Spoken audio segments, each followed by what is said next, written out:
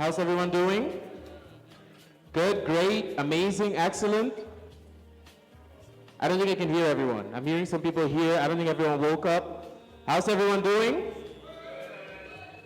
There we go.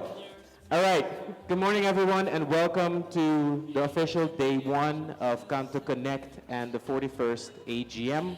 We are back here at the atrium, and of course, it's a true pleasure for me to be today's Master of Ceremony. We have an amazing lineup of speakers that are going to be sharing their knowledge, sharing updates about what's going on in the telecom industry. So I please urge everyone to make use of the notepad in front of you if you want to take notes, ask questions, and be involved in today's conversation and discussions. This is also a good morning for us to say thanks to Somos for giving us a breakfast and also coffee and tea. So please an applause for Somos for helping us get today going. I think they appreciate that for sure. And also a welcome to CANTO board members, speakers, and of course our guests. We kick off this morning immediately with our first speaker because it's a tight schedule, so we want to get going as fast as we can. And without further ado, I would like to welcome this edition of CANTO Connect and 41st AGM's co-host, which is the Regulatory Authority of Curaçao, their CEO, Mr. Kurt Belfort.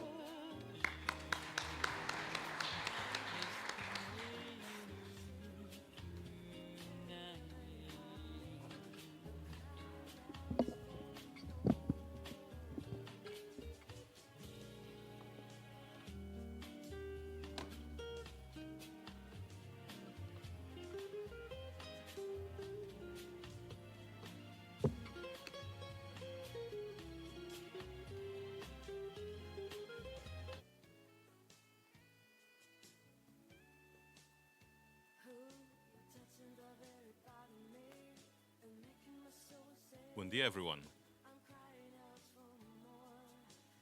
Distinguished guests, esteemed colleagues, friends, buen dia. It's about an honor and a privilege to address you in this CANTO Connect and AGM here on the vibrant and douchy Curaçao.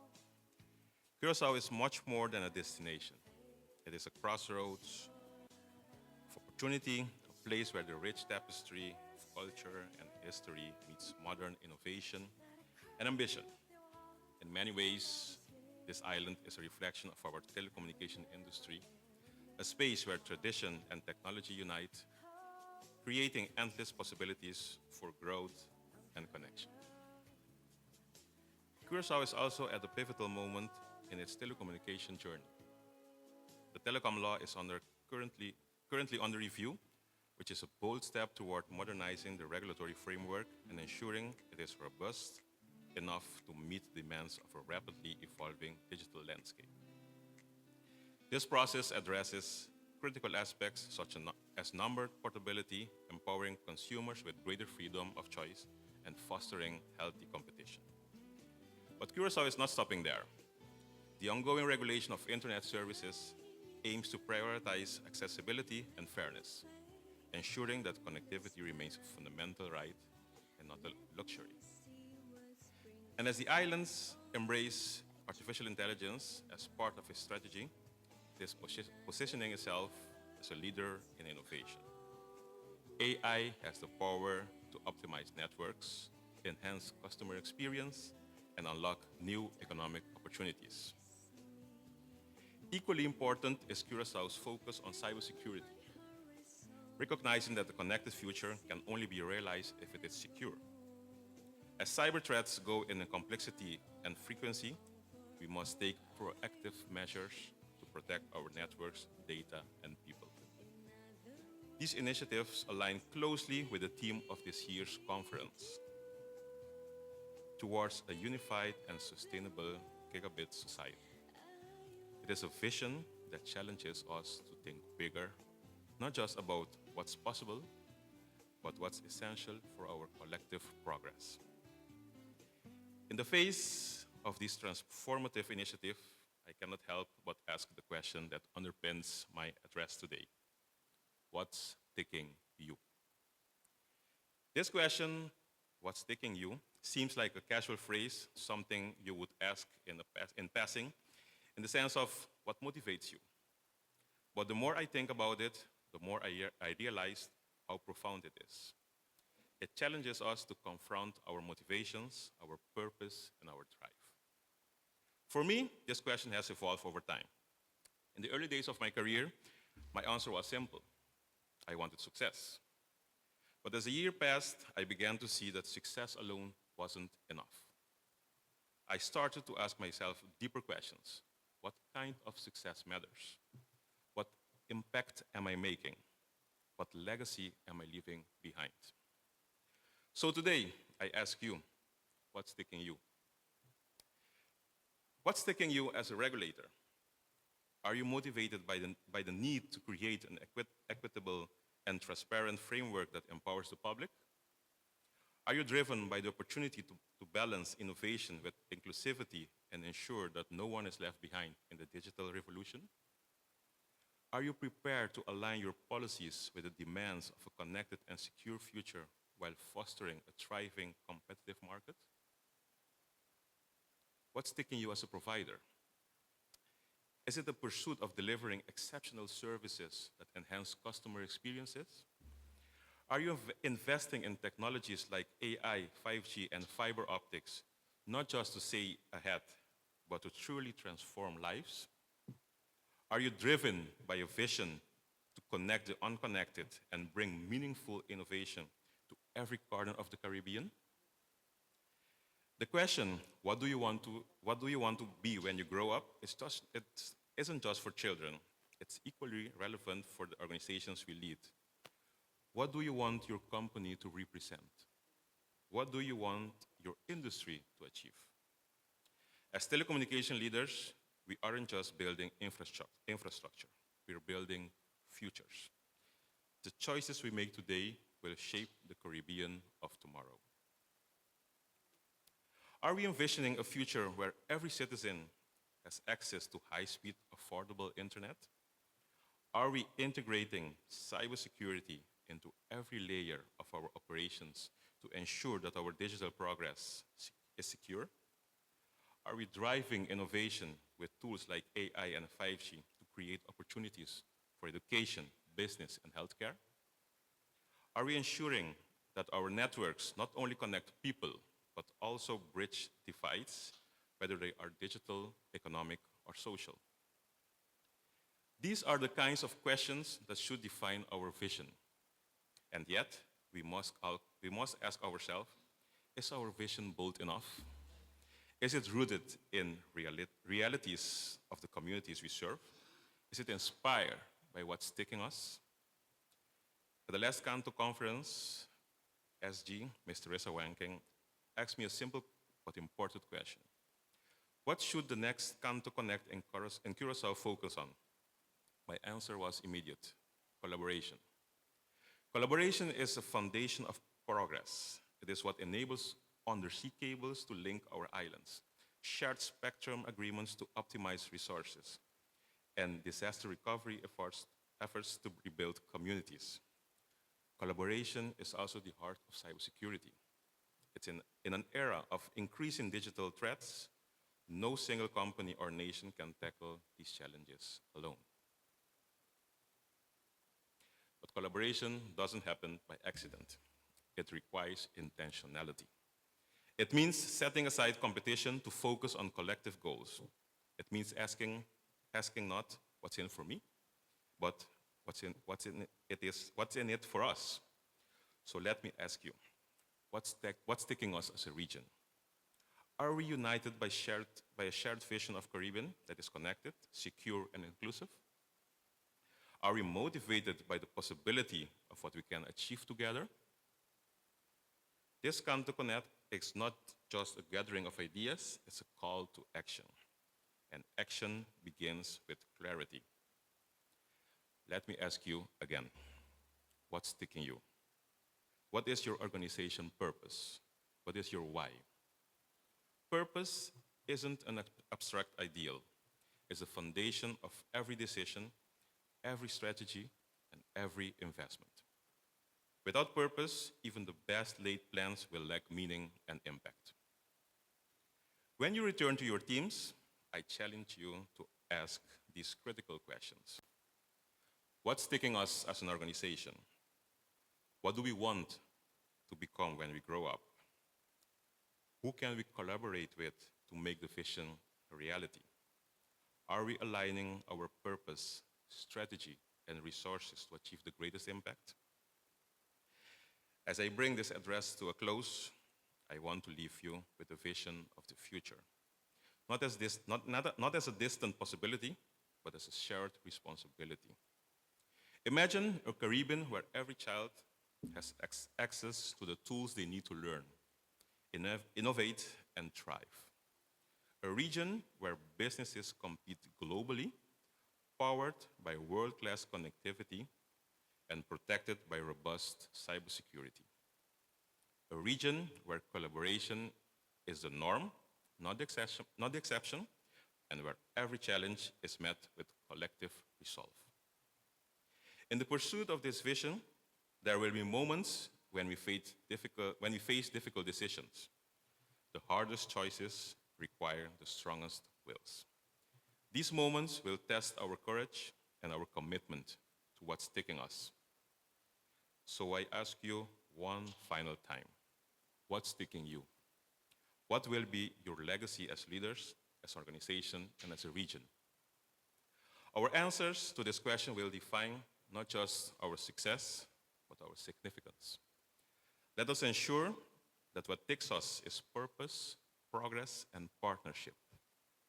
Let us build a Caribbean that is not just connected, but empowered.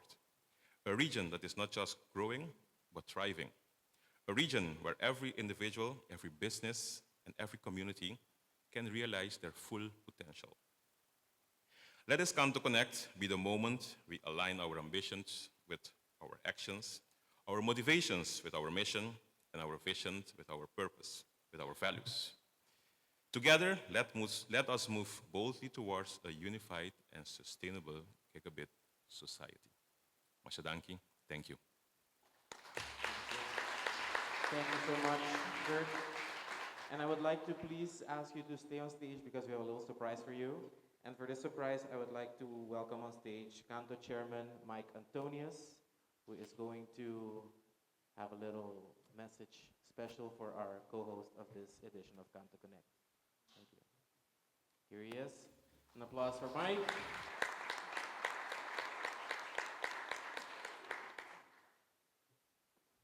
Thank you very much. We really appreciate what you have done by co-hosting this event. It's not easy to get partners like you, and just as a token of appreciation for what you have done for us, I'd like to present you this award to express our gratitude.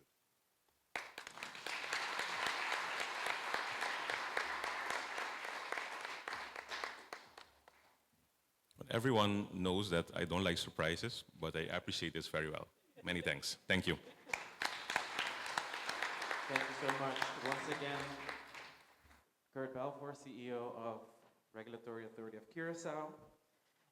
And also, this is a good moment to mention and give thanks to also our platinum sponsor, Bankai Group, and also OneCom and Brava. Our gold sponsor, Cable and Wireless Communications, and silver sponsors, Calix and Alif.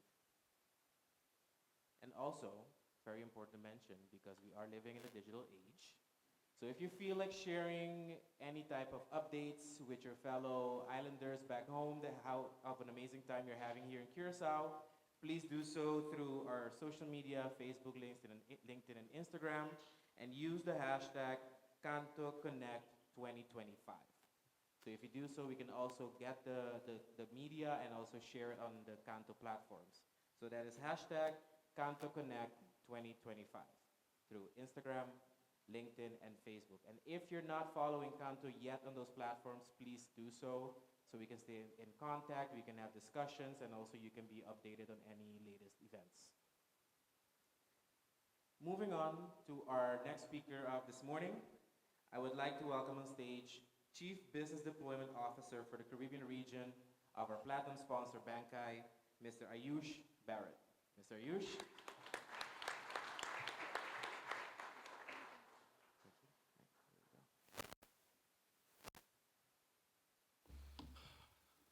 Good morning, everyone.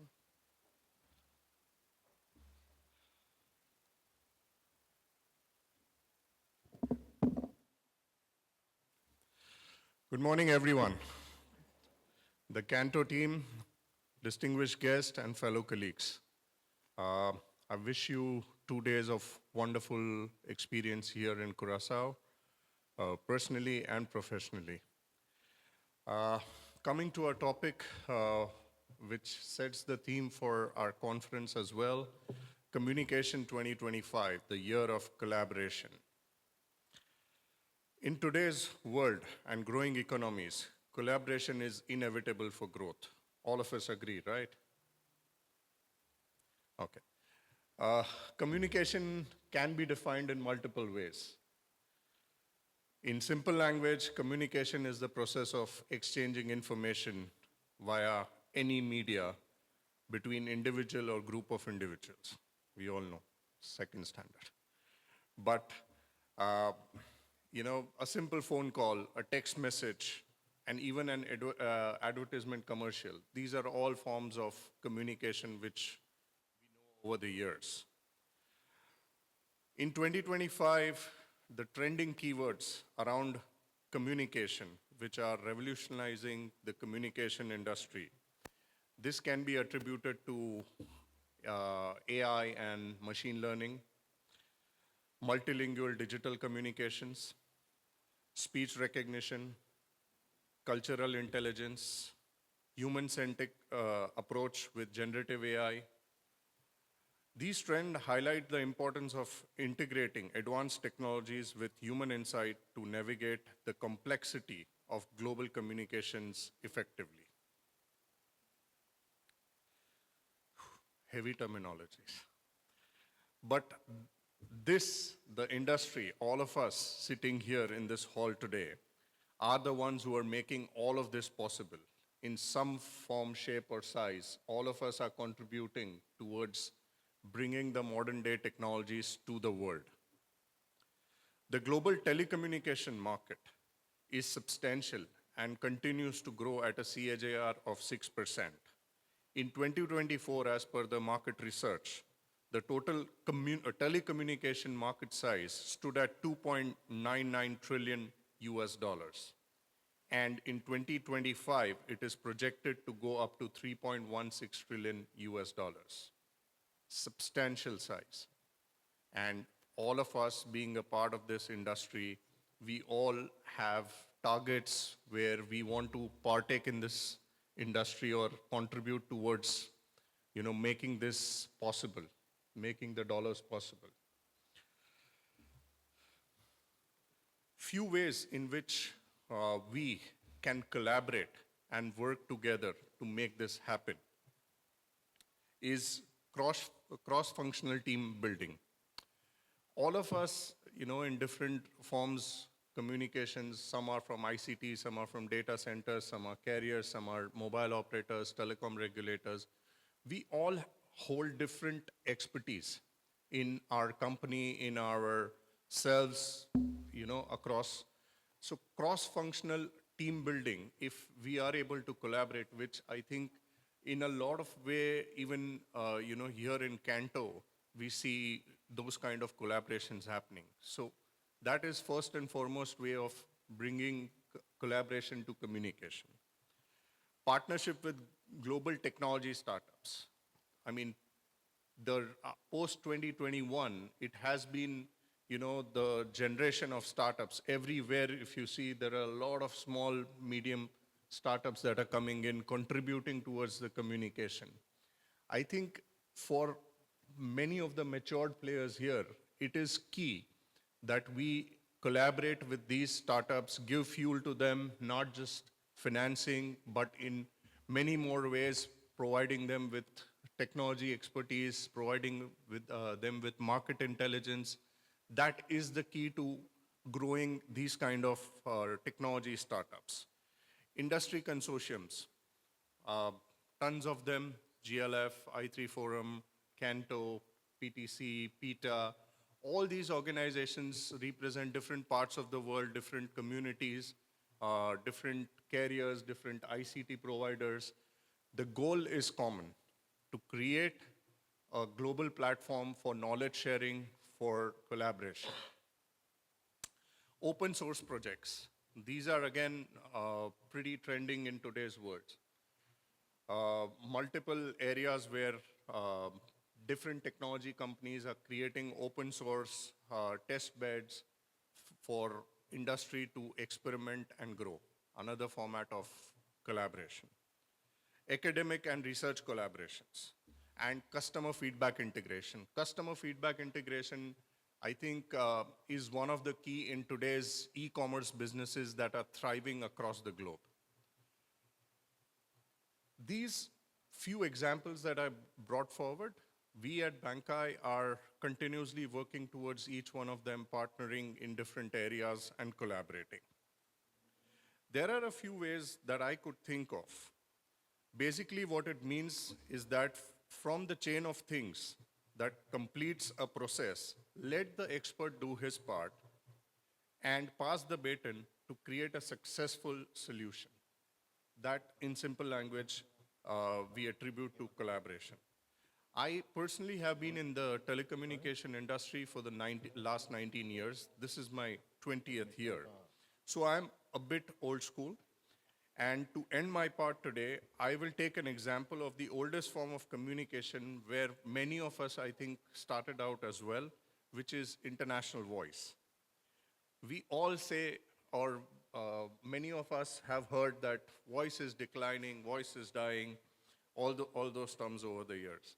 But we have been a firm believer that voice is here to stay.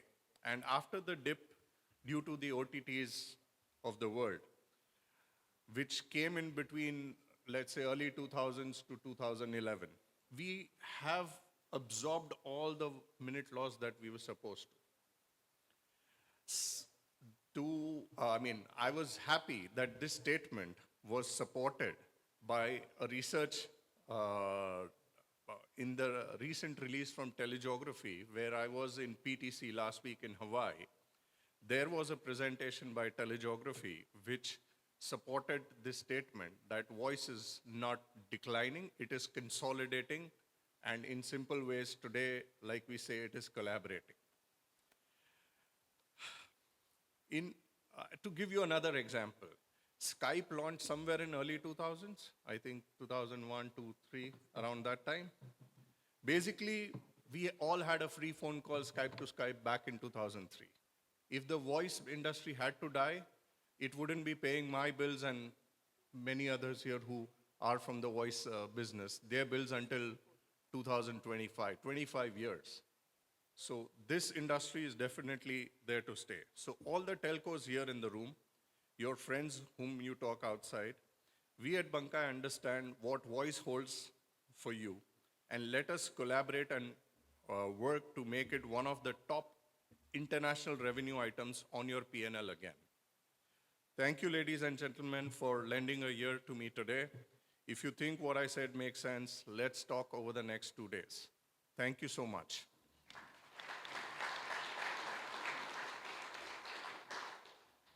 Thank you so much, Ayush, for sharing with us where Bankai stands on the innovation in telecom.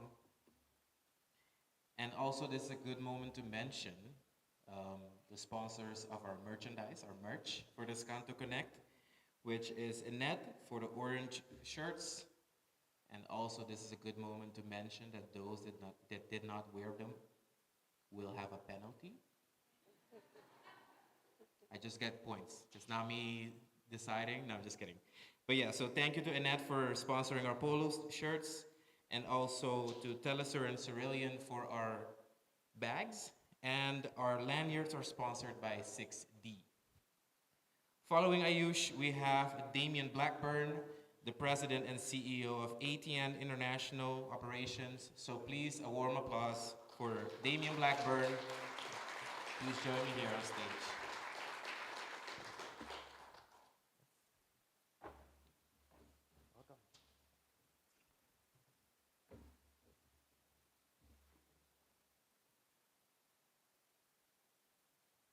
morning, everybody. CANTO Chair Mike Antonius, Secretary General Teresa Wankin, and the CANTO Board of Directors, government ministers and regulatory officers and government officials, fellow CANTO operators and delegates, special invitees, ladies and gentlemen. Firstly, thank you, Curaçao, for your beautiful, broad and welcoming smile and warm embrace of this CANTO family. We all thank you. The theme I want to speak about is collaborating to bring the 1 gigabit society to life. There's an African proverb: if you want to go fast, go alone. If you want to go far, go together. This is the reason ATN's international operators in this region have always collaborated with CANTO over many years. CANTO, we don't think about it very much, but it provides us all 5 crucial things. It provides us advocacy and representation. It creates a unified voice for the industry in this Caribbean region. It provides us knowledge sharing and best practices. It provides a platform for telcos to share knowledge, experience, and best practices. It provides capacity building and training. It offers various programs aimed at building the capacity of professionals in our region. It provides us the spur to digital transformation and innovation. It promotes digital transformation in our societies. It provides regulatory support to many of us. It provides guidance on thorny regulatory matters. We here at ATN have stood with CANTO through thick and thin. ATN's commitment and our history of deep collaboration are deep-rooted. I just want to share some examples of our intertwining with CANTO. Our founder chairman, Cornelius Pryor, from ATN International, and known to many in this room as Neil, was chairman of CANTO at a critical moment in the history of CANTO over 20 years ago. Leon Williams, my advisor in many things, particularly the Bahamas, who served as Neil's vice chair, explained to me last night how Neil and the then CANTO board steered CANTO through very choppy waters at the time, dealing with topics of transformation such as broadening CANTO's appeal to smaller operators, interconnect rates, both domestic and international, for domestic and international calls, liberalization and the WTO requirements that were rolling through the Caribbean, and the need to bring to life resilient subsea connectivity. We've supplied many board members and willingly shared our expertise on knowledge-sharing discussions, prompted by the inspiration of our founder chairman. We always sponsor CANTO's events and will continue to do so. I want to pause at this stage to pay testament to Mike Antonius and all of the outgoing CANTO board as they step down from their 2-year terms. Thanks for your leadership, Mike, through the critical period of developing the 1 gigabit society vision and collaborative vision for the future of the Caribbean. This happened at a crucial moment as we all emerged into the daylight after our COVID lockdowns. I promise, as CANTO's transition in leadership occurs, that we stand ready here at ATN to support CANTO's new leadership to bring this inspirational vision to life. Our industry in the Caribbean once again stands at a critical crossroads, just like all those years ago when ATN's founder led CANTO through those choppy waters. In 2024, last year, CARICOM, the Caribbean community, convened a working group to undertake a comprehensive review of the strategies as to how we all can achieve the Caribbean gigabit society by the year 2030. Chaired in a fantastic manner by the Caribbean Private Sector Organization, this working group is a collaboration between the Caribbean Telecommunications Union, the OOCUR, the regulatory body, and the CANTO C9, a group comprising Digicel and Liberty and Flow, ATN, TSTT, Belize Telemedia, Telesur, the Cable Instant Kits, and Cable Bahamas. What an example of collaboration. The resulting report, Towards a Caribbean Gigabit Society 2030, presents a vision and a plan to transform the Caribbean into a sustainable, digitally integrated, and globally competitive region. Central to this vision will be a commitment to universal access to high-speed internet through the deployment of 5G and fiber-to-the-home network connections, targeting baseline speeds of 100 megs scalable to 1 gigabit level connectivity.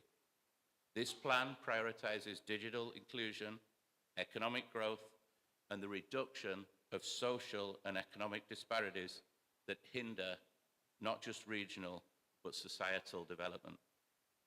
It calls for all of us, the operators, the regulators, civil society, and our governments, to ensure no one in our region is ever left behind. The report will be presented to the upcoming CARICOM Heads of Government meeting, along with 3 recommendations on how this vision will be brought to life. Firstly, 5G and FTTP. It will define the Caribbean Gigabit Society by setting targets for 5G and FTTH rollout. Secondly, the funding gap. We in this room grapple with this every day. It recognizes that closing the network infrastructure gap from where we are now to where we need to be will be critical. This will include mandating contributions from big tech OTT providers to ensure they share the financial responsibility for development of the networks and additional capacity that is and will be required to satisfy providing capacity and quality to carry the data traffic generated by their platforms and subscribers. Thirdly, regulatory harmonization. In relation to creating an evolved single ICT regulatory space, the CTU will take the lead to work with myriad stakeholders to tackle crucial, new and evolving subject areas of regulation, including competition management, data and privacy protection, cybercrime, cybersecurity, and integration of AI into our networks, along with digital trade, distributed ledgers, and all of the things that we grapple with every day. Central to these regulatory policies will be the delivery of the Gigabit Society. This will be central to how regulatory policy will evolve in the recommendations of this paper. Along with John Winter at Liberty, Dennis O'Brien at Digicel, Mike Antonius and I have been privileged to be on the C9 steering group, working closely with Lisa Agard.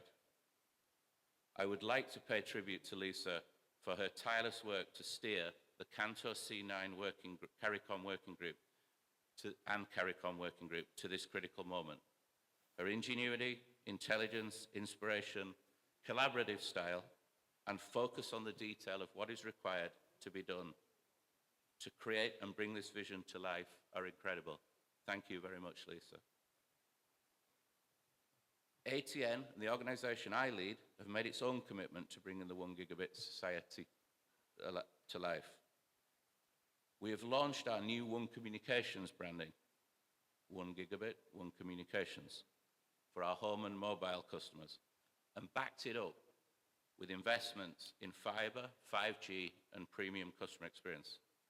Secondly, we've launched our Brava brand and concept, our commitment to provide not just premium solutions, but cybersecurity and not premium connectivity solutions, sorry, but cybersecurity, cloud-based mission critical business solutions and synergy services that will help businesses make the digital transformation they need to do in our region. But we know we cannot achieve this vision alone here in ATM. We will have to collaborate in ways that we have never done before, and I call for us all in the industry to throw away the old playbook and serve the people of the Caribbean in a new way to make this 1 gigabit unified and sustainable vision a reality. We have started on this collaboration journey in our own small way in Guyana. Our MMG digital payment platform now facilitates payments for top-up and bill pay for all 3 network operators in Guyana, including One Communications. We have worked and will work with other players to make our networks more resilient by making fiber assets available to each other and to indeed power up independent wireless ISPs to broaden the reach of the internet to those in Guyana where fiber is not economic. It is clear that sharing network infrastructure will become a critical collaborative activity that we will all have to succeed at to bring this vision to life. Indeed, we are and will need to deepen partnerships with each other and with all the players in the digital ecosystem. I have been privileged to serve the people of the Caribbean these last 17 years. I've been inspired through so many examples of service and collaboration to achieve the impossible right here in our beautiful region. In the 25 or so countries and islands I have led operations in. One of these moments of inspiration involved working with somebody from outside our region, though. I was privileged in my time in Haiti to attend a Habitat for Humanity Build It Week, where I worked with President Carter and many others to build houses in Haiti for those who have nothing. I witnessed at first hand his inspiration of service and collaboration to change the world for a better place, as I saw an 88-year-old President of the United States climbing ladders held by his Haitian brothers and sisters as he was hammering nails to secure roofs. I was wondering how to end my remarks today, and I recalled this when thinking of this example of collaboration, service, and dedication to a vision to make the world a better place. At his funeral, those of you who watched it, you will know that as he was carried out, a song was sung at this state funeral. It was actually sung by 2 musicians who were there on that Build It Week in Haiti. It's a song, believe it or not, when I researched it, that was released 79 days after I was born. I recognize I cannot pay tribute to this song and these words and do justice to them myself. So I'm going to collaborate with somebody. I'm now going to ask Jack Burke from Bankai Group, my friend of many years, to collaborate with me and sign off my remarks in a way I never could, and to hopefully inspire us on our journey of the next few years.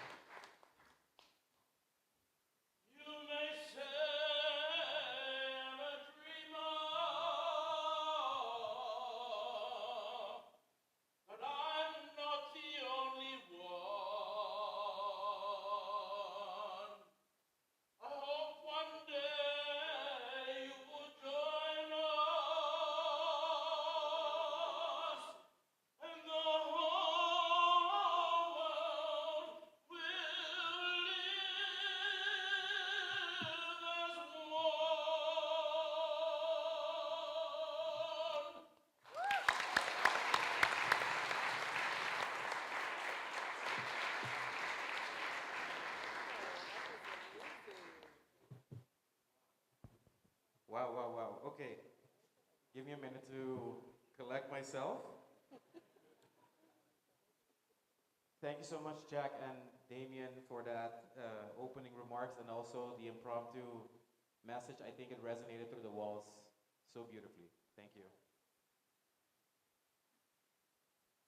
I think it's very important to highlight a couple of things that has been said this morning and also yesterday, that if we want to move forward to reach the goal of a unified and sustainable gigabit society here in the Caribbean, we can't do it alone.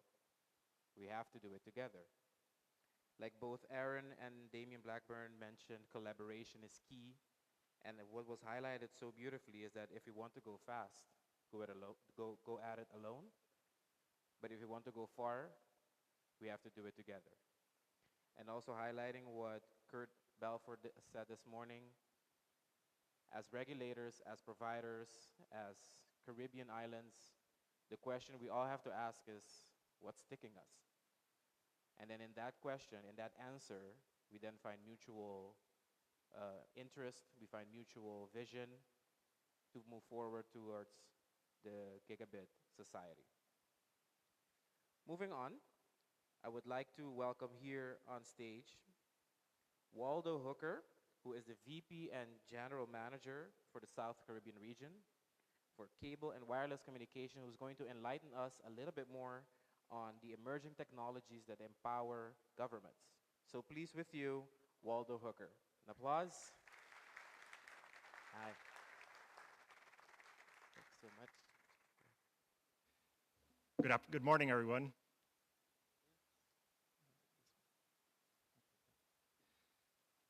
Thank you, everyone. Wow, what a great sing. One more round of applause for those, that beautiful singing. Hard act to follow is what they say after that. I only sing in the shower, so I won't sing at all.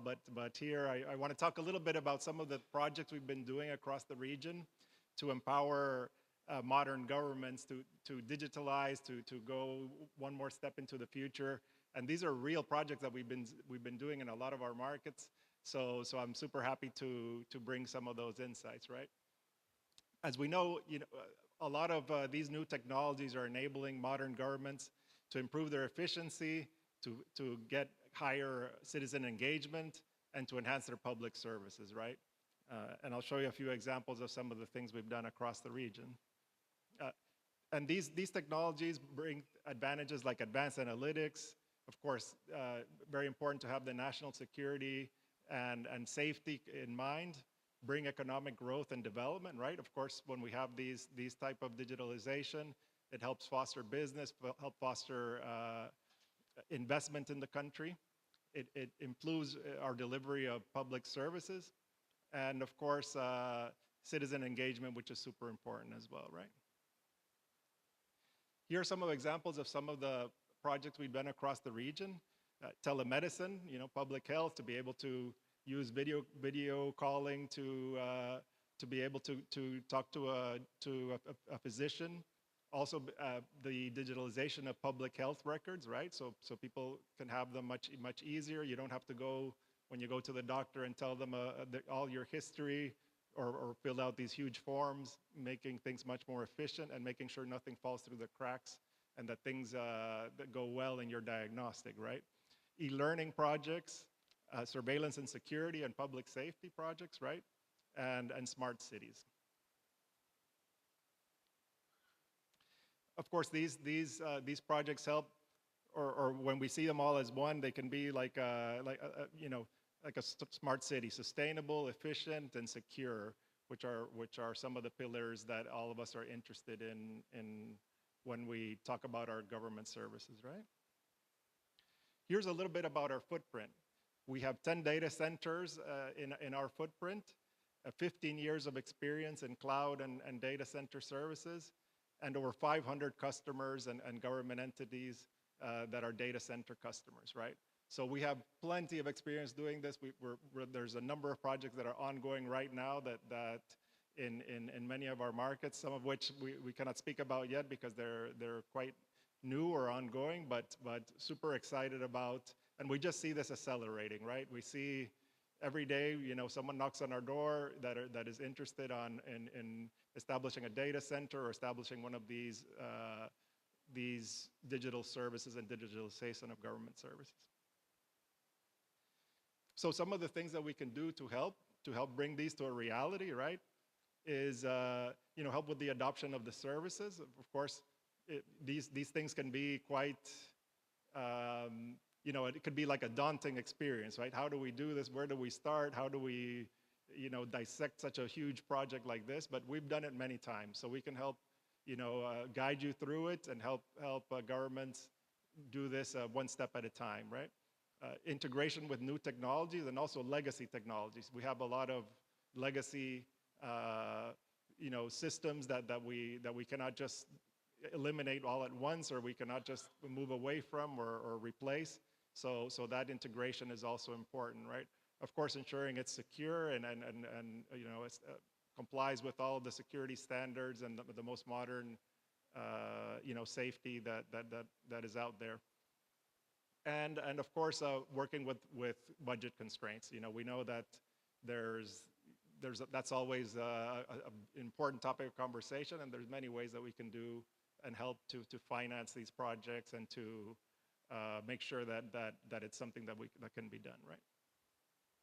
And of course, underlying all of that at the bottom, data sovereignty is absolutely key and is important to is top of mind as always, and making sure that it fully complies with not only with any regulations, but with the most modern and most world-class security and data sovereignty in mind.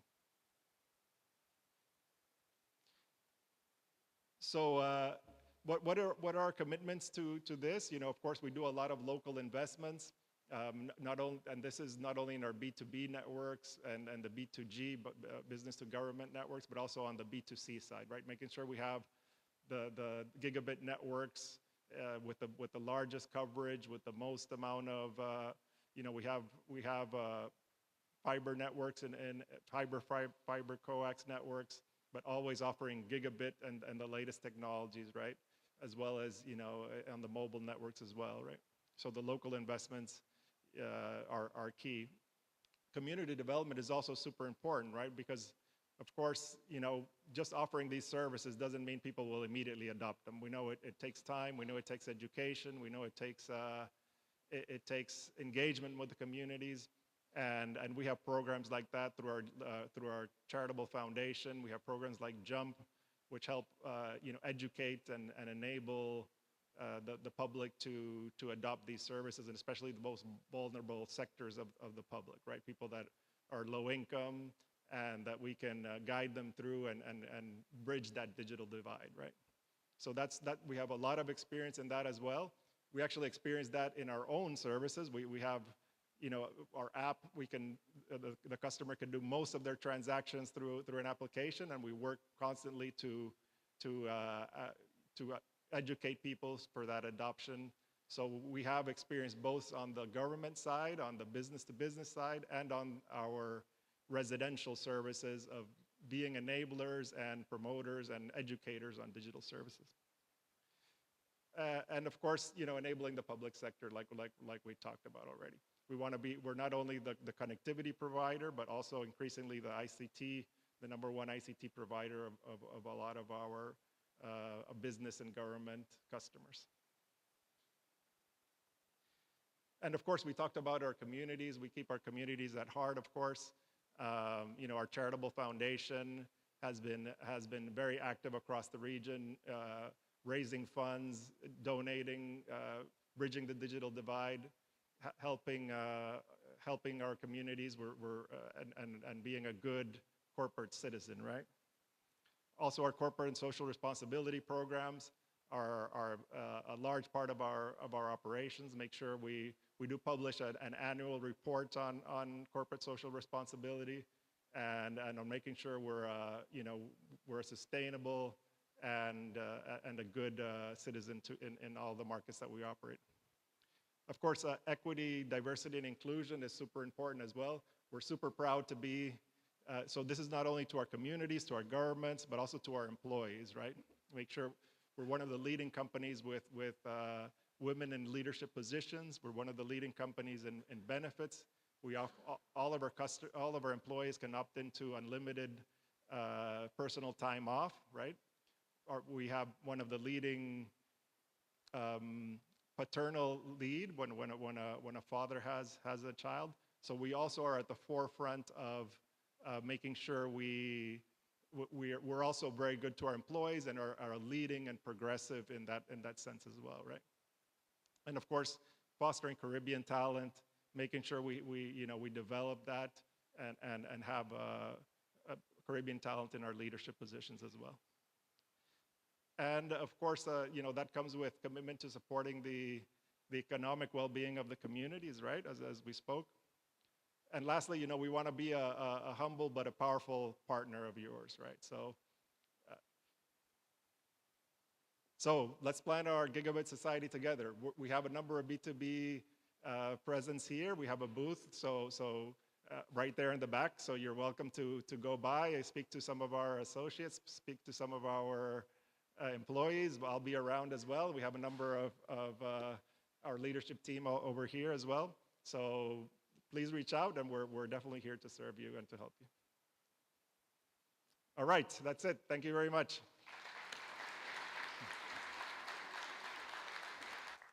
Thank you, Waldo Hooker, VP and General Manager for Cable and Wireless for the South Caribbean region. And also thank you for showing the commitment that Cable and Wireless has made to the Caribbean communities and also empowering governments in the digital age.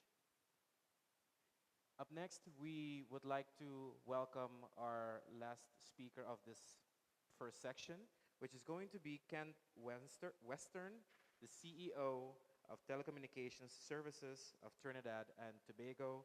So with you, I leave in the hands of Kent Western. An applause for Kent.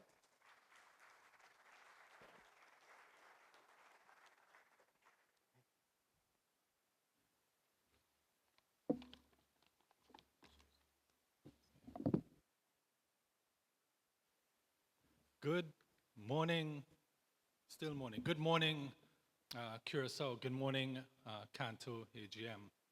So I'm not going to promise any singing from Jack.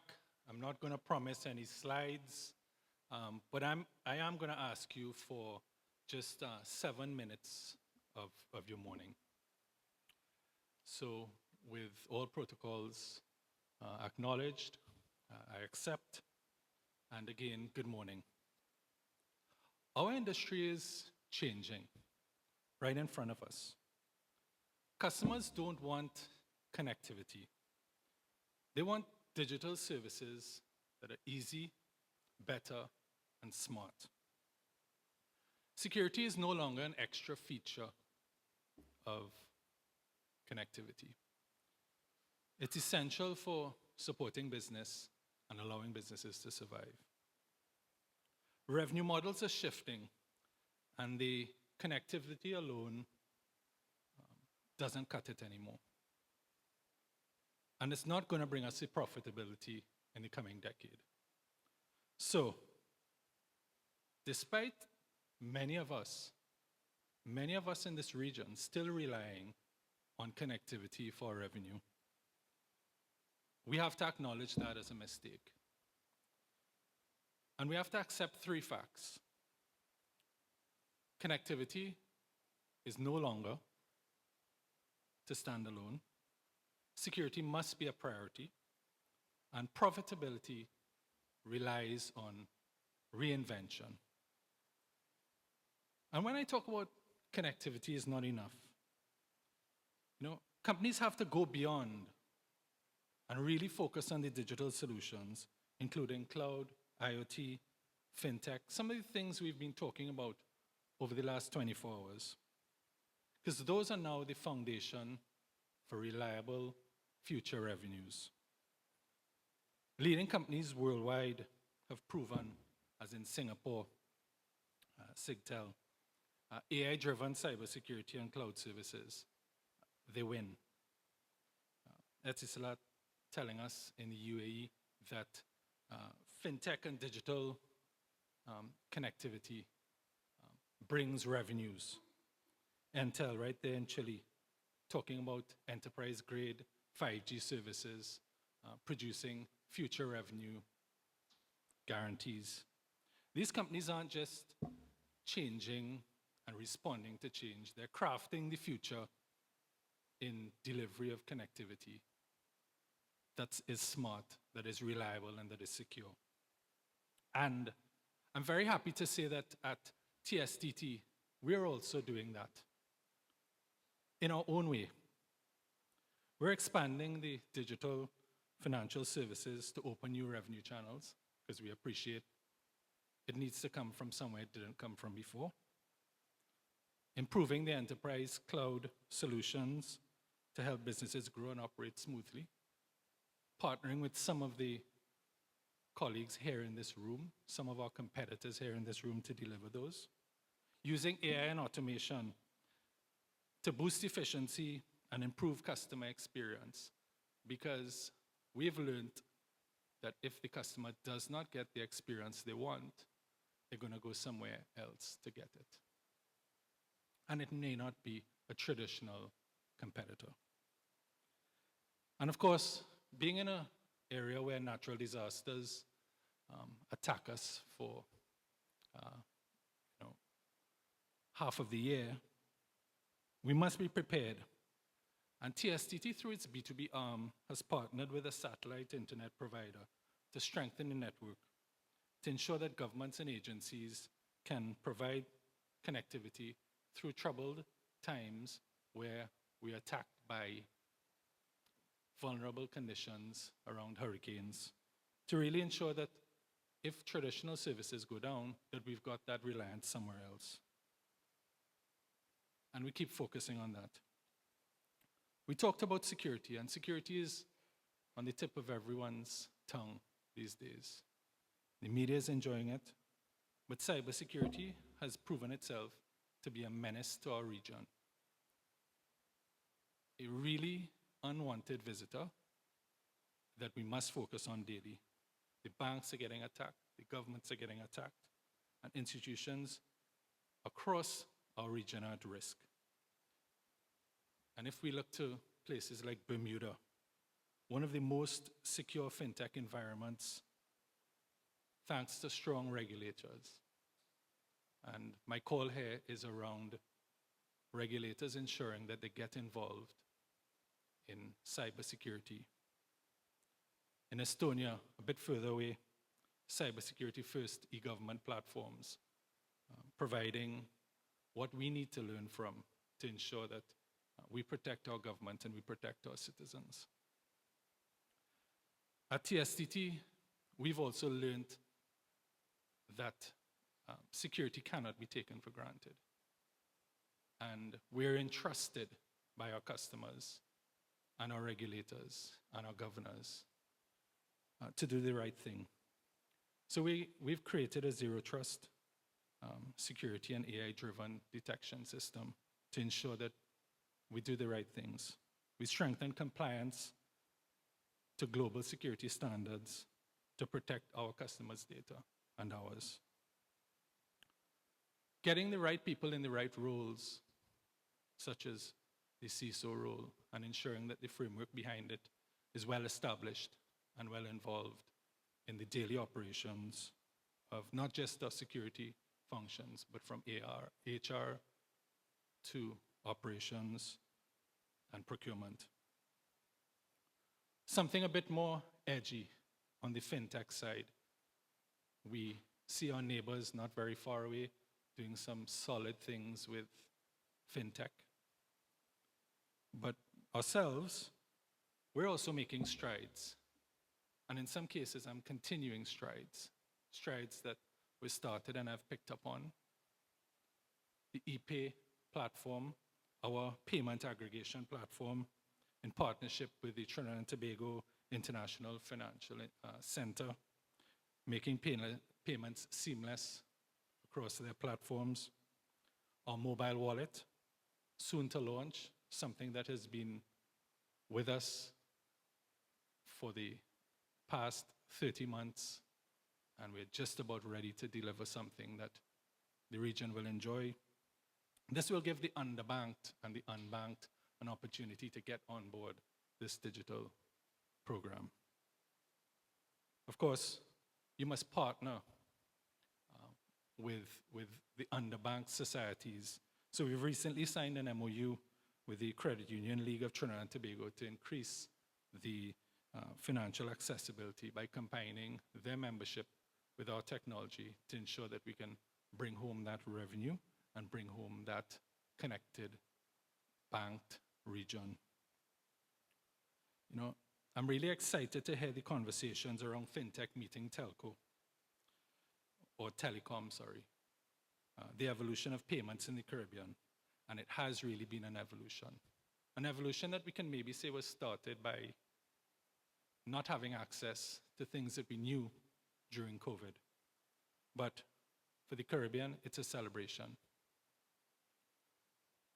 Profitability requires reinvention, and telecom companies must invest in AI, automation, and digital services to see those results, those financial results, those results to keep us moving along. Those that refuse to evolve are going to shrink and lose customers and continue losing customers. And sometimes we will ask ourselves, where are those customers going? And sometimes they're going into the vacuum that we talk about in the C9. They go to services that are not traditional competitors. They're lost to themselves. And they're lost to the desire to make more and do more with less as a consumer. So we're making the right moves at TSTT to ensure that we're on board and that we don't get caught in the subscriber fight with competitors, but rather win on the service that we provide, the value that we deliver, and the assurances that we give. I must speak about CSR, and Waldo spent some time on that a moment ago, and it's great to see that competitors and partners are doing their part in CSR. And our business is reliant on our customers to continue supporting us. So every action we take is designed to close gaps, drive progress, and create real opportunities. Because you can spend money behind a CSR initiative, but investing behind an initiative that is a benefit to us is a huge difference. One example is what may sound like a small partnership, but it's with Restore a Sense of ICANN, RSC, a local NGO. With our help, they created an AI-powered tool that helps students prepare for CSEC mathematics examinations, stylizing the tool and creating it to deliver the pace and with the thematics that are required for that specific student. And those are the things that we celebrate. And sometimes those celebrations are internal celebrations, but money spent on CSR comes back threefold in the progress of the organization. Of course, there are some other partnerships that we're very proud of. We're empowering communities through education, technology, culture, and sport, with a focus on young people, appreciating that young people are the future of all of our industries. As some of us move on and out, the younger generations are coming up to prove us to be dinosaurs. So as we focus on them, of course, their efforts led by our employees, because we believe firmly that employees getting involved in CSR activities means that we're doing things for us, and it becomes a lot more meaningful.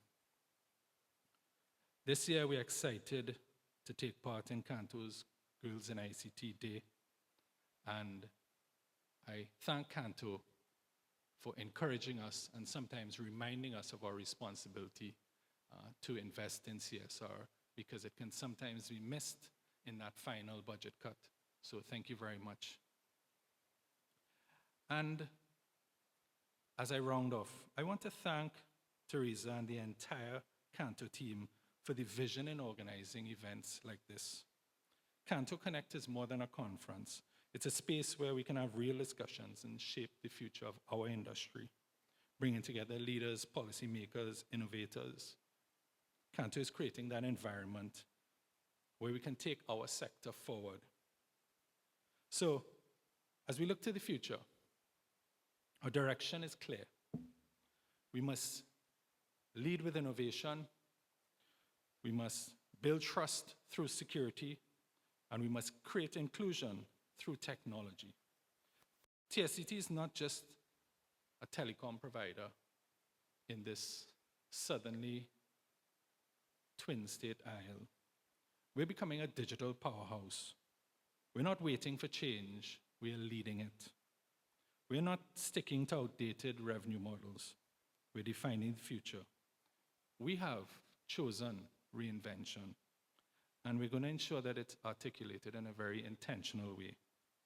And I invite you to be part of this transformation as I thank our partners and our competitors for pushing us and creating this opportunity. Together, we can redefine what telecommunications can achieve for our customers, our communities, and our generations to come. Thank you very much. Thank you so much, Ben. And also, thank you for sharing the commitment that TSTT is making to communities and also to advancing its own technology for providing better services to its clients. So it is for me a pleasure to now, because you've been such incredible guests, to allow you a 10-minute break to please visit our booths in the back, go to the bathroom if you have to, stretch those legs, take a water break. Don't worry, the water in front of you will not be charged to your rooms. So feel free to hydrate, and I will see each other back in 10 minutes. Thank you.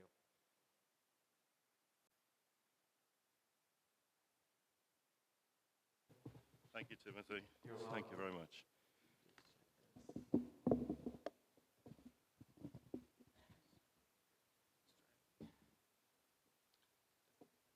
Hi, my name's Julian Rawl. I'm a submarine fiber optic consultant. Been in the industry for about 25 years. But today I'm representing the Suboptic Foundation. I'd just first of all like to thank everybody for attending the CANTO conference, and in particular Chris Pepper, who introduced the Suboptic Foundation to CANTO about a year ago, when we were starting to think about how we were going to use the grant from the Internet Society to look at resilience of the network in a particular region. And thanks to Chris, we talked to CANTO and realized that the Caribbean region was the perfect guinea pig for this initial phase of the project, because of the challenges that the Caribbean region faces, because of the fragmented nature of the market, and because, frankly, the Caribbean region is underserved and suffers from many network outages. So, do I have a, is this the, okay. So, yeah, so the foundation is actually an arm of the Suboptic Association, which is an industry association for the suboptic industry. And our mission at the foundation is to raise awareness, educate the wider community on the importance of submarine fiber optic cables, and to do research into areas that are of general interest to the industry. So the report that we have been working on for the last 12 months has focused on what we call strategic network resilience. It's a new approach to looking at resilience, which I think often people think in engineering terms, about network resilience. But what we wanted to do was look certainly beyond the submarine space and look at the network as a whole. And of course, in the Caribbean, it's a network of networks. And the whole idea behind our project is to develop some best practices which we could share with the community. We recognize that everybody's market is different and that there's no one fix for everybody. But we wanted to go out to the different islands and talk to people on the ground. So we conducted over 70 interviews with stakeholders at every level of the industry. And we also did site visits. We visited Turks and Caicos, Dominica, and Puerto Rico, spent a week in each location, talking to the stakeholders, understanding their specific issues, but also looking for commonalities that we could then combine to make into best practices to give you, the people on the ground in the Caribbean, some food for thought. And some of the gaps that we identified was, first of all, that in just about everywhere that we went, there is no clear picture of what infrastructure assets are there on the ground.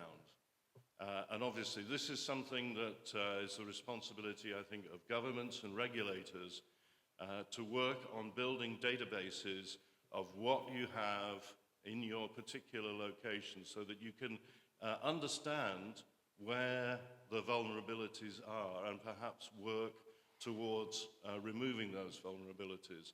And I stress that there is no quick fix for resilience. It's an incremental, ongoing process of always looking for those little things that can improve and enhance the resilience of the network.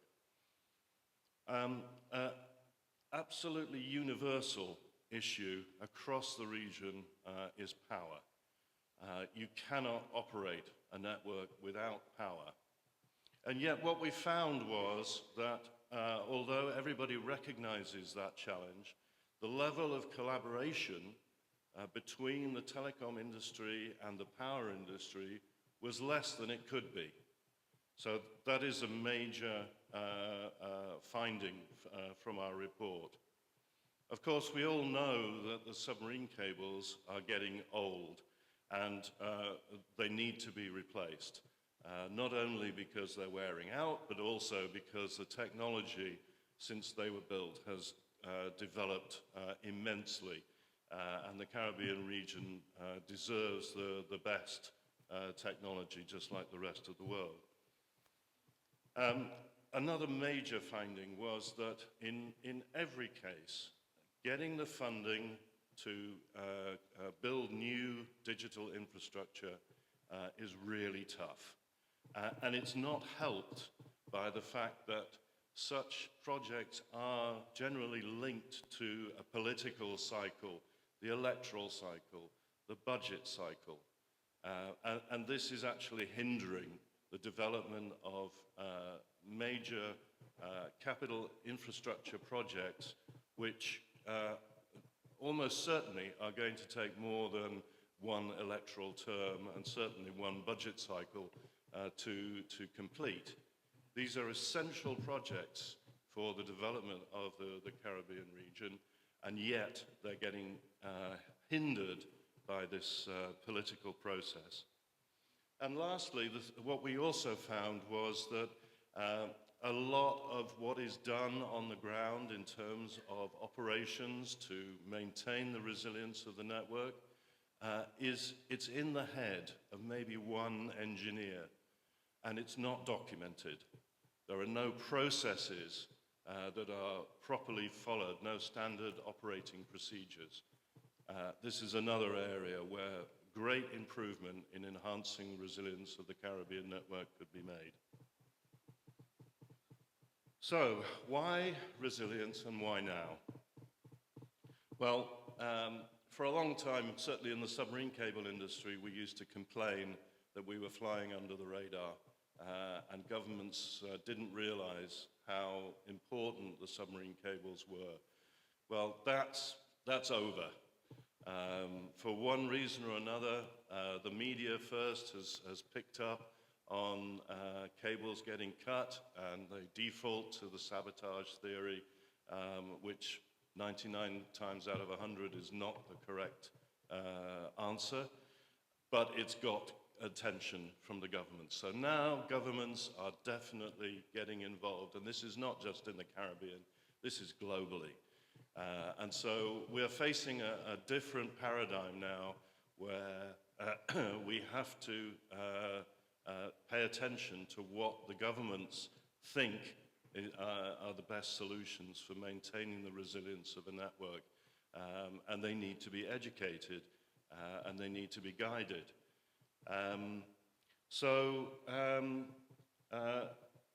With more global attention, we're having to talk about network resilience, and there are lots of ways that we can address the concerns of the general public, the media, and the government, but we do need to be proactive. So, in the past, I think people's attitudes towards resilience is more reactive than proactive. So, we have a hurricane, and everything goes down. How quickly can we recover? And that's a perfectly viable and sensible approach. But if you look in the long term, we know hurricanes are coming. We know earthquakes are coming. We know landslides are coming. So there are things that we can do before they happen to make our networks more resilient. And that's really what we've tried to focus on in our project. So, as I said, governments have finally woken up to the fact that the internet delivers huge benefit for the economy and poses security risks. And on the submarine side, we have a body that's been around for more than 30 years called the International Cable Protection Committee. And they have produced best practices, which I'm sure every operator in this room and probably all the regulators too are very aware of. And those best practices focus on the marine side, on the marine route planning, being aware of where the cables are, streamlining permitting requirements, either to build or to go and repair, and on how to bury cables to protect them from fishing gear or anchors. We also now are in the hyperscaler era. Google, Amazon, and Meta in particular are the big players in the submarine space.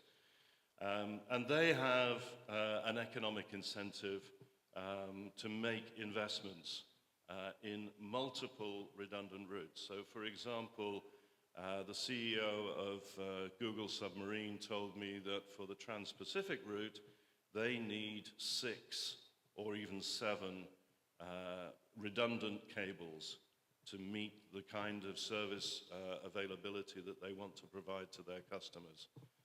Okay, and that's what we're seeing in the Trans-Pacific and Asia-Pacific Oceania region now is Google building an immense amount of cable, Meta coming in close behind them. However, unfortunately for the Caribbean region, and I keep asking the hyperscalers this question, and I'm getting the same answer, they view the Caribbean region as multiple fragmented markets, small scale, that do not justify investment for redundancy. So what are we going to do? Let's talk about a new paradigm for strategic network resilience. And that is the identification and enhancement of features that will make the entire network within a region more resilient. So not just the submarine. Come on land, think about from the cable landing station, the backhaul into POPs, What kind of backhaul have you got? Is it redundant? What if you were to have a hurricane and all the poles go down? Do you have an alternative? Are you collaborating enough with each other? It was very interesting to hear Kent mention that connectivity is not the revenue generator anymore. I'm not sure if that's actually correct, but taking that as a basis, you have to ask yourself, if that's not where the revenue is, then why don't we see more collaboration, more sharing of infrastructure, and let people compete on the value-added services? So, some features of strategic network resilience. We need a holistic understanding of the relationship between the subsea cables and the broader internet infrastructure and other dependent systems like the power grid. It's not just about engineering a good submarine cable system. It's about the commercial constraints, regulatory, political, technology. And I think it's quite clear that in the Caribbean, efforts to promote resilience on a pan-regional scale, they don't work because everybody is different. Everybody has their own situation. But maybe sub-regionally, there are areas where collaboration would work, and that's something that I'm going to talk about a little bit more in a minute. I think the other thing that we really want to get over to everybody is that there are shared risks. If one cable goes down, it doesn't mean that the community is necessarily out if you've got more than one. And it's not just, again, it's not just the submarine. It's the terrestrial as well. But if you have a major natural disaster, then it's a shared risk for everybody in that community. And that should really spur people to think about how they can collaborate with each other to make sure that nobody suffers in that situation, or at least we mitigate the impact. So, you probably are very familiar with the challenges, but I'm going to talk about them anyway. First of all, of course, it's an archipelagic area, and it sits between Latin America and North America. And if you look at the submarine cable map today, you can see that the orientation is to connect those two continents with submarine cables, and if it makes sense, we'll drop a branch into an island here or an island there. So that's a challenge. From an economic standpoint, there's rarely a business case for private investment in subsea cables just for the Caribbean. And the financial and technical resources may not be available simply because the education is not there within the region to provide the engineers and the commercial and the regulatory people to really make a difference. And even if you were to build to enhance network resilience, it's very difficult to justify a redundant cable. It's the same amount of revenue, but now you've got to pay for two cables, or two backhauls, or two cable landing stations, whatever. So, and in terms of infrastructure, particularly the robustness of the power grid, whether you're talking about the generation, the transmission, or the distribution, it's a common and fundamental theme across the region. And as I mentioned, politically, electoral and budget cycles are not compatible with the long-term timelines that capital projects generally require. So I wanted to get into the best practices. This is really the meat of the report. First of all, looking at geographic diversity. On the submarine side, we have at least 5 new cables that are either already contract in force, the manufacturing is going on, or they're very close. And as you can see from the map on the top right, the orientation is still mainly north-south. Some of these cables are being built to replace existing cables like Maya 1. Other cables are looking to develop new diverse routes. For example, TAM1 has this leg going through the center of the region.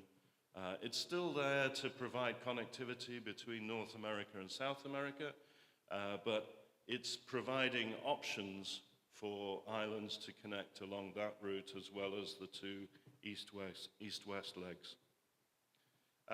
Also, we're seeing the development of new hubs for connectivity. Puerto Rico has always been a major hub for Latin America, North America cables, but we're now seeing the French in particular building towards developing Martinique as a new hub, which opens up possibilities for new transatlantic routes that avoid North America. So that's a very interesting development, and I'm sure we're going to see more cables oriented towards Martinique and the French islands in the East Caribbean. On the financial side, of course, the first option must be to see if private investment can be justified. And governments should always avoid becoming a competitor in the market.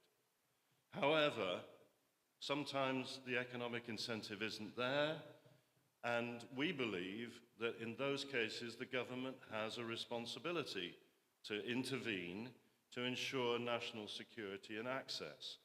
Now that doesn't mean getting involved in the market. That means making the infrastructure available for others to use.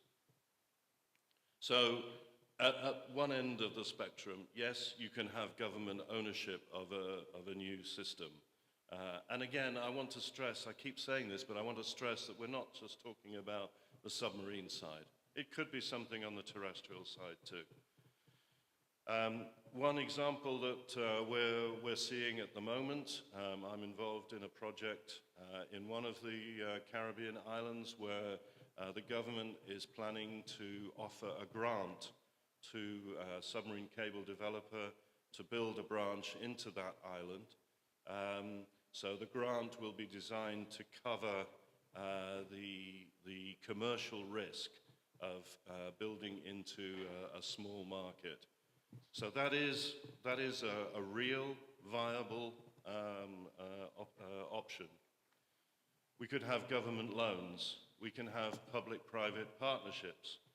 We can have build, operate, transfer. There are lots of ways that government can stimulate, incentivize, and drive the progress towards better resilience without necessarily getting totally involved and competing with private operators.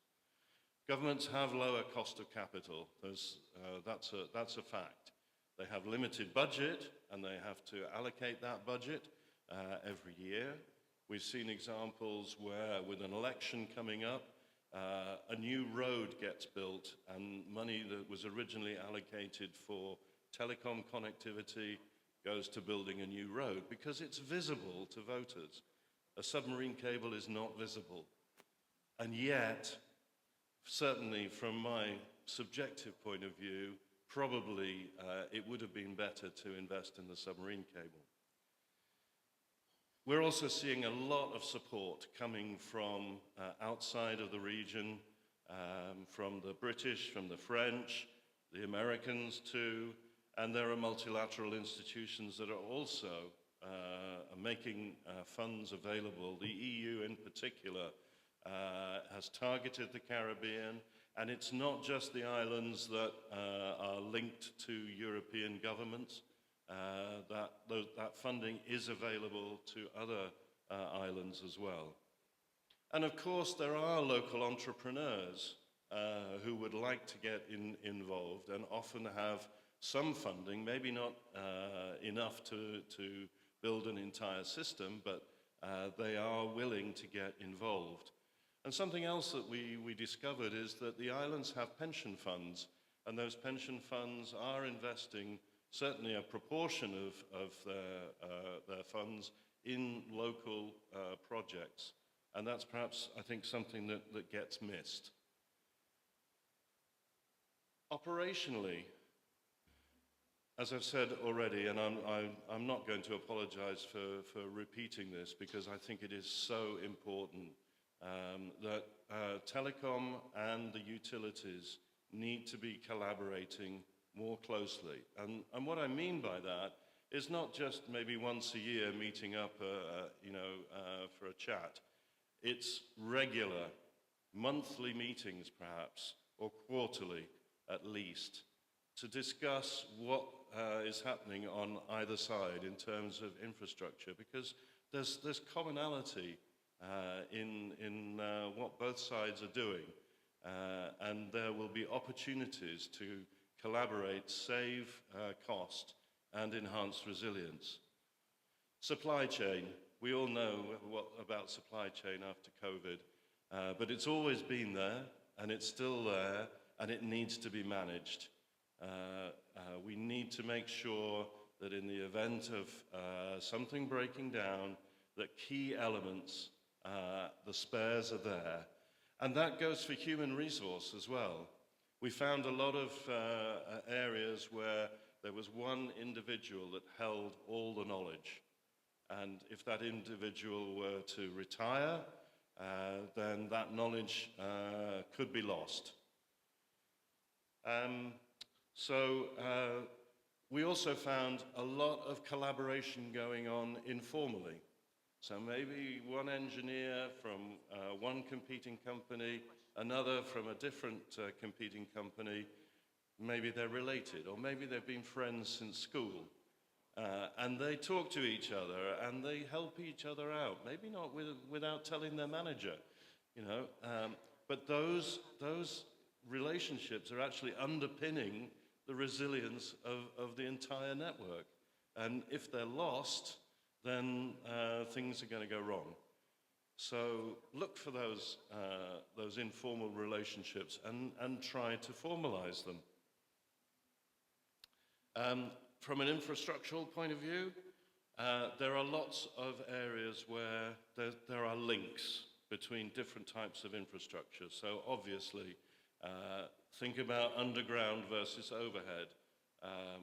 Do you have enough of both to ensure that the network is going to remain up? Is submarine fiber the right thing, or does microwave work? Do you want satellite instead of fiber? Power and telecom, I've covered. The grid and the generator and the battery, those are all very key elements to ensuring that the network stays up. And what we found was highways are getting built with the opportunity to put duct in for telecom cables, but there was no coordination, so it didn't get built. So on the political side, all I would say is that it requires strong political leadership. I've talked about disconnecting the capital project from the political cycle, but still, we need the politicians to stand up and to say, we need this for our island, and I'm going to be the sponsor, whether I'm in power or whether I'm in opposition.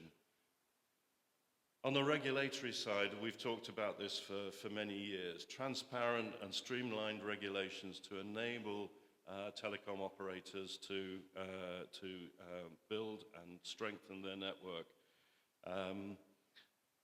If we try to do this on a pan-regional scale, I think there have been many, many initiatives to try to do that, and the results have been patchy, I would say, at best. However, there are subgroups within the Caribbean region where there is some commonality. It might be that the islands are all closely together, and you could reuse some old cable to build a short, repeaterless link between the islands and maintain your resilience in that way. It might be that you're already sharing infrastructure. Maybe you are culturally linked or linked through language. We've also found that there are islands that are in different parts of the Caribbean and maybe even further afield who are feeding all their data for the government, a remote government, into one of the Caribbean islands. So there's those sorts of commonalities as well. So in terms of the top takeaways, and what I would say is that at this stage we're still writing the report, and I would like to get feedback from this audience over the time of this conference. I will be around the whole time, and I would love to hear your thoughts. This is the first time that we've actually presented this report to any public audience. I'll go through the timeline in a second. But here are some of the most important takeaways that we've found. First of all, resilience is actually a human, has a human dimension. So as I said,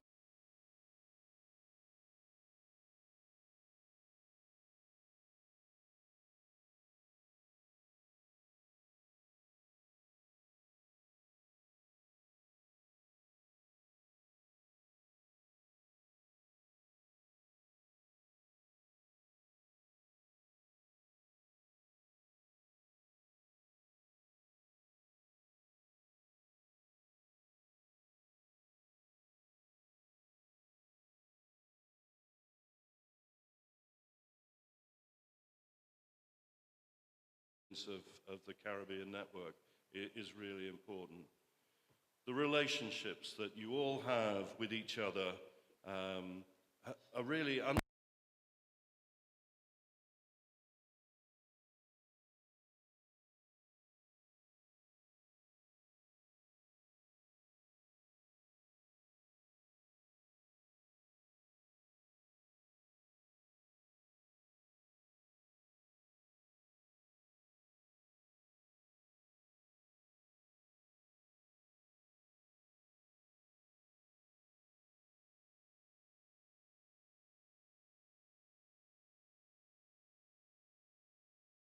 telecom industry is a very good example of what we mean. We need to communicate what we're doing to different entities in our market to ensure that any opportunities for synergy are actually taken.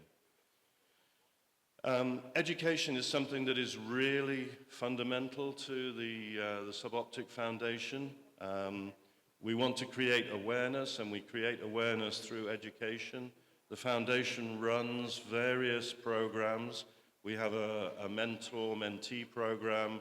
We have 1 or 2 day seminars where we have industry experts come in on a regional basis. So we've had them in the UK, in North America, in Japan, Egypt. I want to see one in the Caribbean very shortly. I'm pressing for that, and maybe Teresa and CANTO can help us to develop that. But getting more people, more young people involved in the telecom industry in general is something which is absolutely critical.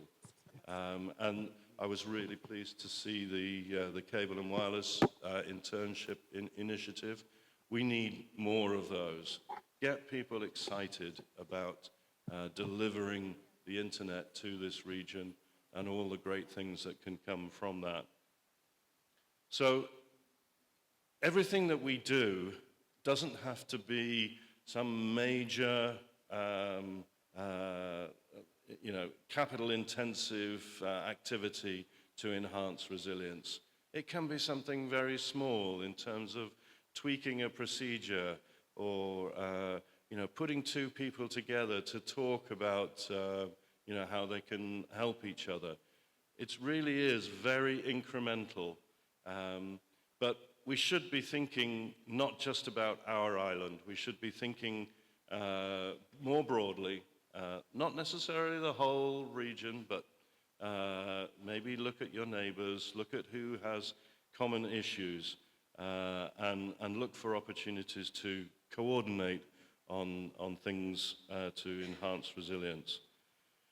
So I think overall, what we are trying to get over to the community now is that whereas in the past we've been reactive, we've been first responders, and the mentality of the processes and the planning that we do has been, let's wait for something to go wrong and then we'll mobilize our resources. We want to change that mentality to being next responders. So we know that natural disasters are coming. We know that somebody's going to run into a telegraph pole tomorrow and take out part of the network. What can we do to mitigate those risks ahead of time rather than waiting until it happens? So in terms of next steps, we are drafting the report right now. The writing is going on. We have a number of PhD students in University of California, Berkeley, who are doing that for us. And then during February, we'll be getting a peer review, and this presentation is part of that peer review process. So please do give me your feedback, either verbally or you can get in touch with me and let me know what you think. And then the Internet Society grant runs out at the end of February. So that is when we want to present the initial final report to the Internet Society.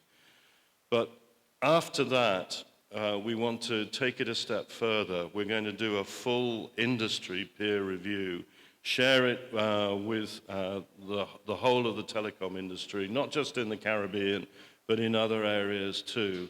And then there'll be a full publication and presentation of the final report at the big Suboptic conference in Lisbon at the beginning of June. So with that, I'd just like to acknowledge that we could not have done this project without the fantastic contribution and support of organizations like CANTO, but also individuals on the ground. I see many faces here that we talked to during the project, and the earnestness, I think, was the thing that was so overwhelming about those responses. Everybody wants to see more resilient network in the Caribbean, and we hope that through this report we will provoke some thought among everybody. I was about to say among decision makers, but actually it's not just about the decision makers. It's about every single one of us in this room and everybody involved in the Caribbean telecom industry. We all have a part to play in enhancing resilience. So I'm going to stop there, but I'd really love to hear some thoughts, reactions, questions. Do we have time for some Q&A? Anyone have any questions? We have a mic in the room. Any burning questions about the research that the Suboptic Foundation is doing? If somebody doesn't put their hand up, I'm going to pick on someone. Come on, Ricky, you must have something to say. Cleveland has a question. Thank you and good morning. Good morning. Congratulations on your presentation. Thank you. Cleveland Thomas, my name is from the ITU. The ITU did a similar study for a couple countries in the Caribbean region, outside of those that you have listed. One of the biggest challenges that we have observed is that after completing the study on the resilience and making recommendations, it's now beyond 2 going to 3 years that these countries have difficulties in adopting the recommendations.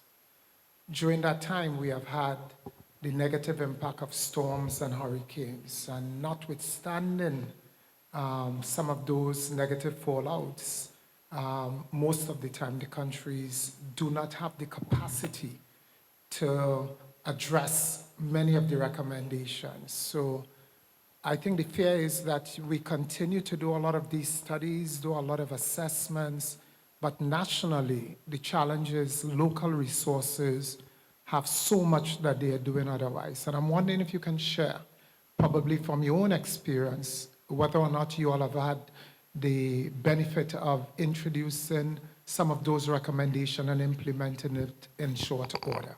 Over to you. Thank you very much for the question, a very appropriate question. First thing I want to say is that the 3 islands that were mentioned in the presentation were used as internal case studies. We're not pointing fingers at anybody. We visited those islands to get a view and to find commonalities. Yes, there are challenges, and the follow-through is really difficult after you've done a research project.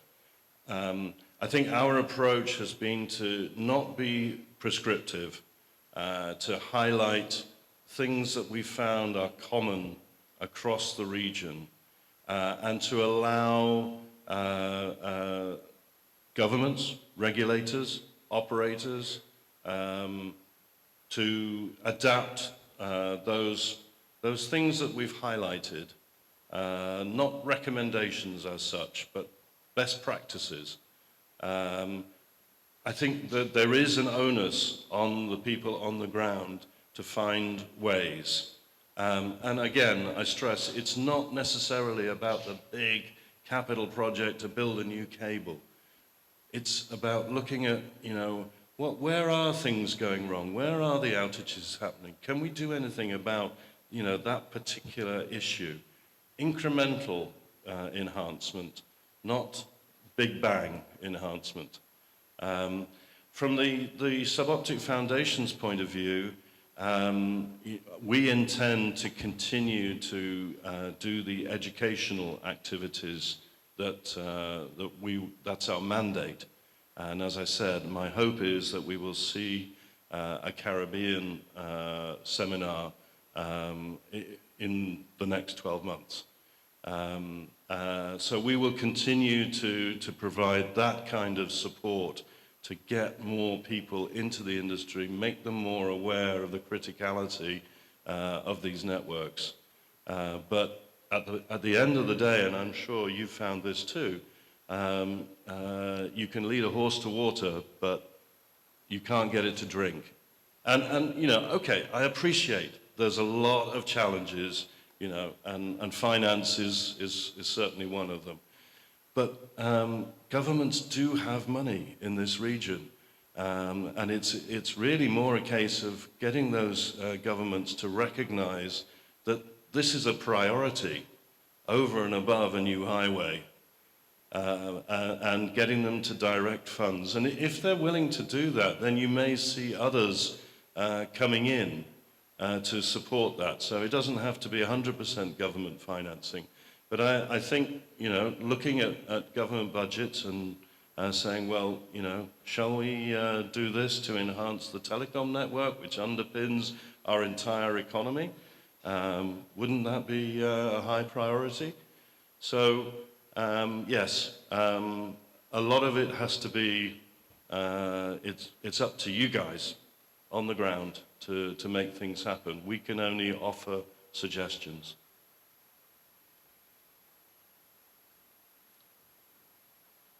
Any more questions? We have room for one more. Yeah. Yes, one over there. Thank you very much. Reese Campbell, and I am in charge of the Cable and Wireless Foundation. So Great. I would love to have a conversation with you, Yes. perhaps over some coffee. Super. You know what? I'll buy the coffee, don't worry.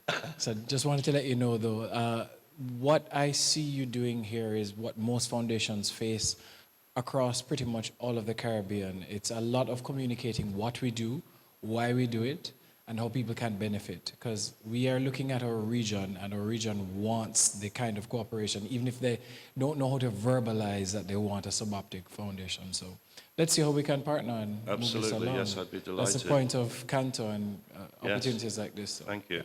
All right. And Talk to you, what I Julian. would say is, and this is really a global view, not just about the Caribbean, that yes, the industry associations can do so much to promote education, but what we're seeing is a number of global operators and hyperscalers investing in education, which is great to see.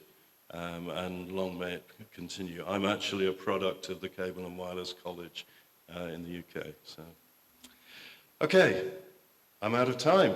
Thank you very much for your attention, and please do catch me and give me your thoughts. Thank you. Thank you so much, Julian. And also a big thanks to the rest of the team at the Suboptic Foundation for the research you guys have done for the Caribbean. One of the, I would say, perks of being the master of ceremony is that I get to stare at all these beautiful faces.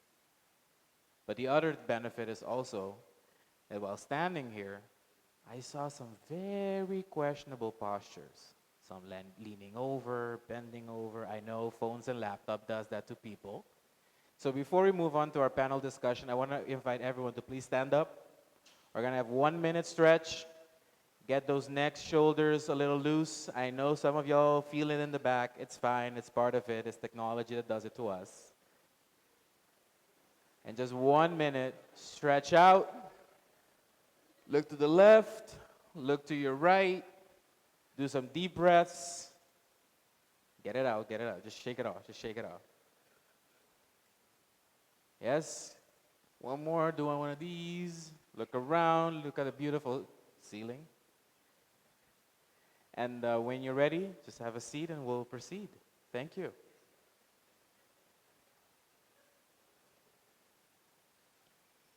So, discussing the opportunity of life-saving early warning systems for the Caribbean, we have a panel discussion coming up.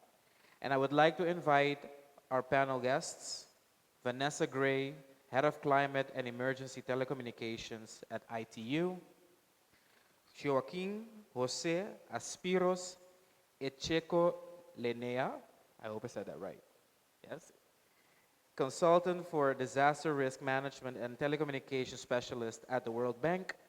We also have Eric Williams, CEO at National Telecommunications Regulatory Commission, Lieutenant Colonel Patrick Hoan, Interministerial Defense and Safety General Staff, French West Indies Disaster Management Authority, and of course, our moderator, Kimberly Brown, Head of Mobile for Humanitarian Innovation at GSMA. Welcome, welcome everyone.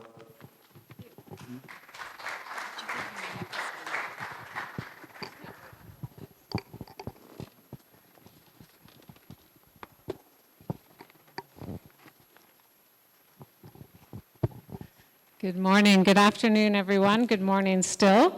We have a colleague joining us. Our colleague Patrick is joining us virtually, so I'm just making sure he's with us. Good morning, everyone. From Martinique. Ah. Thank you. Yes. Okay, Yes, my English is very bad. I can speak French. Thank you for answer for session. Thank you. Welcome, Patrick. We're glad you're with us. We can hear you well, and I think we'll be able to, we can see you, and we'll be able to translate as well throughout the session. So welcome, distinguished delegates and colleagues. Thank you very much. It's wonderful to be here in beautiful Curaçao. Thank you to CANTO for hosting us and for the Regulatory Authority of Curaçao for having us here. My name is Kimberly Brown, and I work for the GSMA. The GSMA is the Global Industry Association of Mobile Network Operators and others in the broader ecosystem. And I lead the Mobile for Humanitarian Innovation program. And the purpose of this program is to really harness the power of mobile technology, of digital technology, for humanitarian outcomes. And one of those is disaster preparedness and disaster response. And that's what we'll focus on today. And our previous speaker, Julian, set it up very well when he was talking about the themes of partnership, the themes of cooperation and resilience, and also preparedness. And that's very much some of the themes that we'll be discussing with you today. And I'm delighted to host this conversation with a distinguished panel of colleagues that are here with us today, and also one that's joining us virtually. Similar to what was discussed a bit in the previous session, connectivity is really a lifeline in times of disaster. It not only provides people the ability to connect with their loved ones, and to receive vital information, but also in many cases to receive humanitarian assistance itself. And early warning systems are essential tools when disaster strikes. And with 96% of the world covered by mobile networks, it's a crucial tool to reach people with important risk information. But harnessing this power and this opportunity takes a lot of work. It takes a lot of partnership. It takes technical knowledge and will. And so today we're going to talk a bit about some projects that are underway already. We're going to speak about the opportunity of early warning systems, and particularly technology and digital capabilities in that. And at the GSMA, we've been working on this for quite some time. Of course, mobile network operators in many places already play a leading role in the development and the cooperation of dissemination of early warning information. So we are learning from systems that are already in place and sharing that best practice. We are supporting through partners, some that we'll discuss today at the national level, to develop early warning systems. We're putting out research on what works and what some of the challenges are, and what are the best technologies to use. So I'm delighted to introduce this panel. They're going to introduce themselves, and I think I won't go through the list of who's here because our wonderful MC took the opportunity to do that.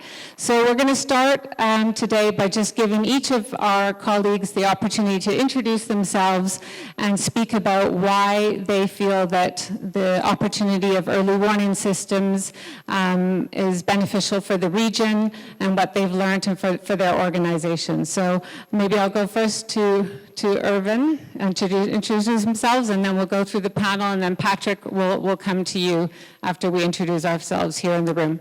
Thank you. All right, thank you, Kimberly.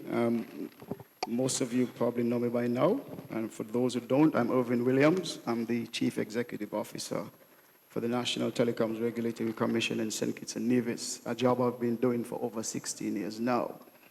So you might be asking, where do I fit in the regulatory framework and speaking about disaster management and emergency alert systems and so forth?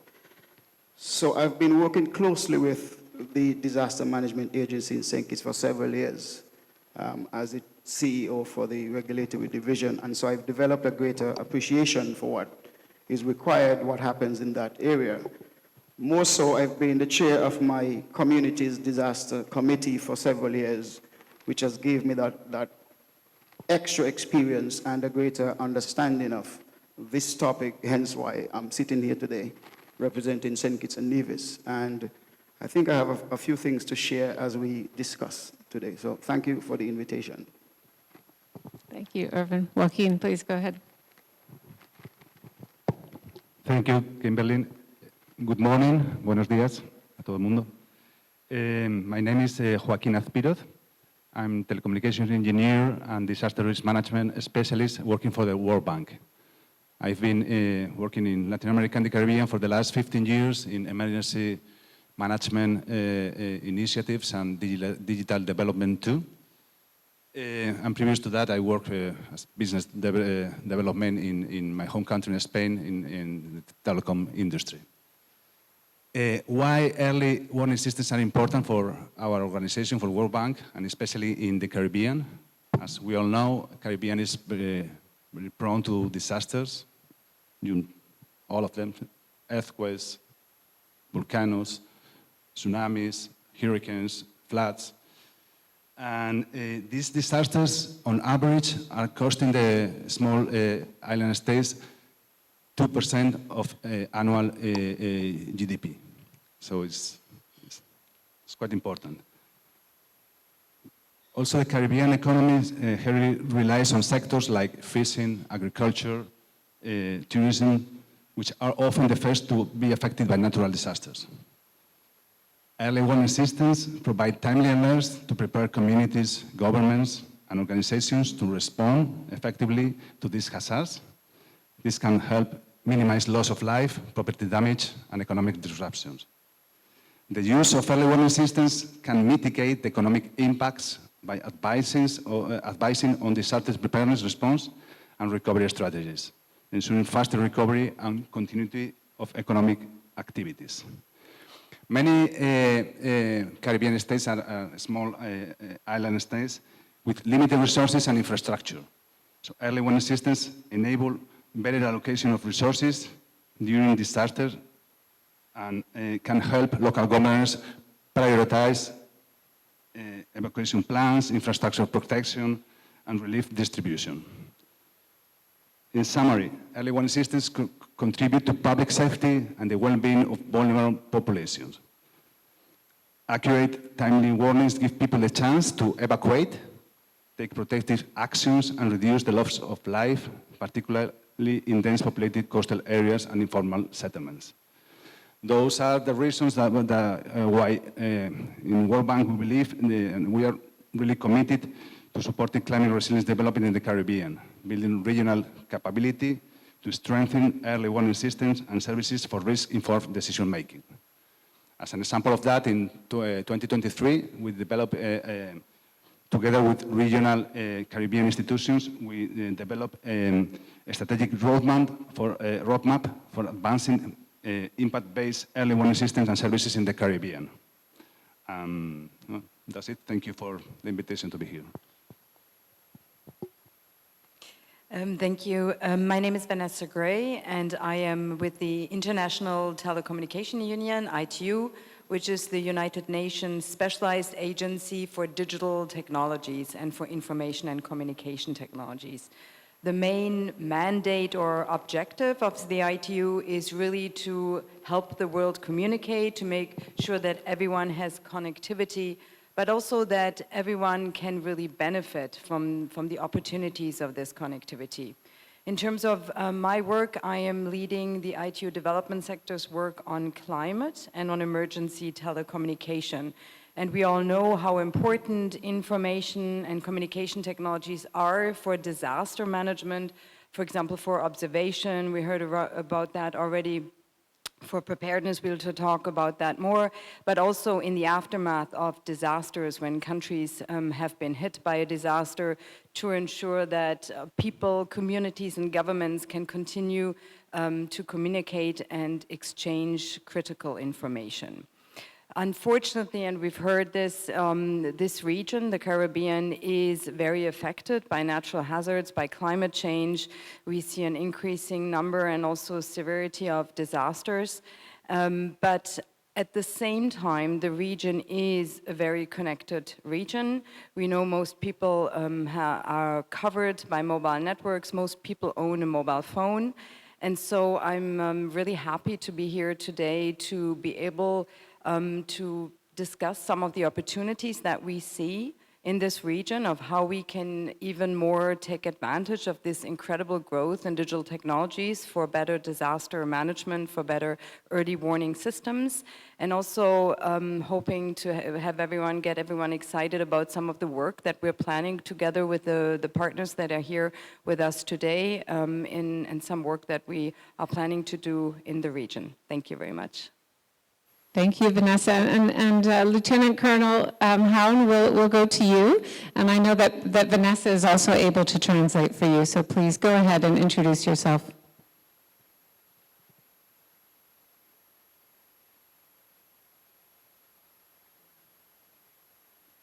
Est-ce que vous nous avez entendu? Oui, bonjour. Oui, bonjour. Bonjour à tous, merci pour votre invitation. Je suis Patrick Ahon et je travaille sur le dispositif de supervision de crise des îles françaises de Saint-Barthélemy, Saint-Martin, la Guadeloupe et la Martinique. So Mr. Patrick Arnon is from the French government, based in Martinique, and he's responsible for crisis management in the region, in the French countries, island countries of Martinique, Guadeloupe, and French Guinea. Nous avons choisi en France le système France Alerte, FR Alerte, sous l'impulsion de l'Union européenne. Ce dispositif va être à terme européen. Il est actif depuis 2022 en France et 2024 dans les Antilles françaises. So in Europe, there was a new law in 2022 that obliged all the European countries to set up a new alert system, ensuring that countries use mobile networks to reach their populations. And in France, this was adopted under the name FR Alert. This has been effective in France since 2022 and in the French islands since 2024. Ce dispositif est complémentaire aux dispositifs existants, les sirènes, les réseaux sociaux, les médias, et utilise le réseau téléphonique. So this new system was used to complement existing alerting systems, including social media, sirens, other networks, and it is...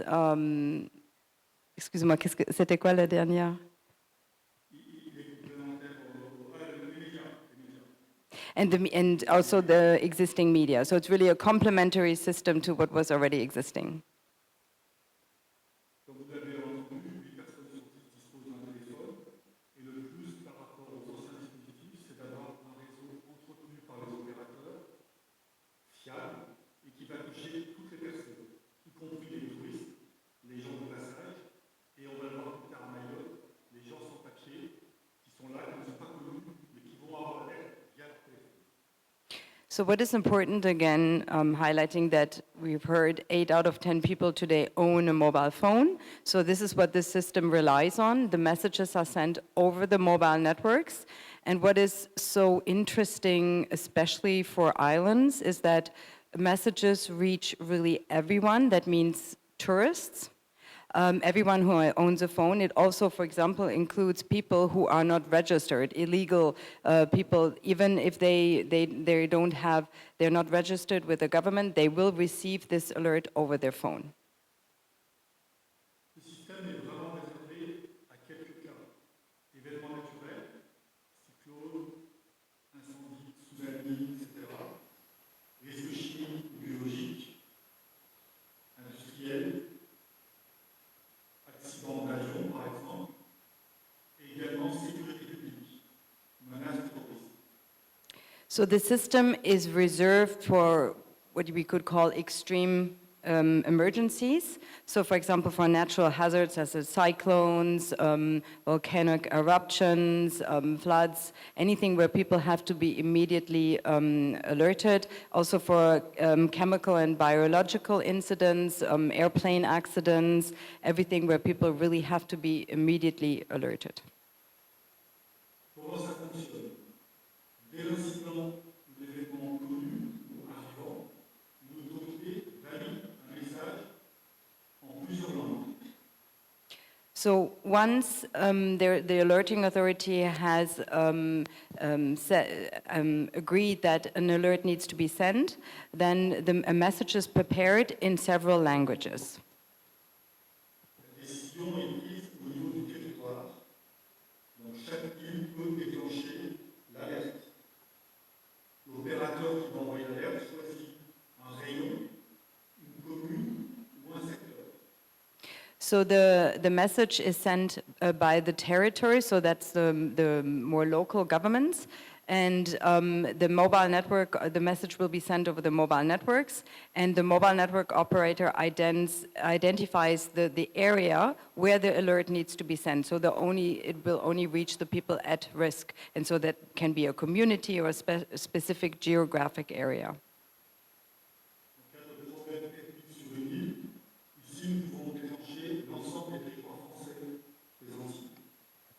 If there's a specific a technical problem on one of the islands, then the message would be sent to the entire territory. Ce dispositif ne nécessite aucune application dans les téléphones. C'est le téléphone lui-même qui va déclencher l'alarme. Nous avons deux possibilités d'alarme. Vous allez le voir normalement sur le diapositive. Can we have the slide, please? The next slide. Sorry, there's one slide that we wanted to show. Yes, this one. So there's there's two types of. The advantage of this alert is that it does not require an application. So there's no opt-in from users, from telephone owners. Everyone will receive this message. And there's two different types of notifications.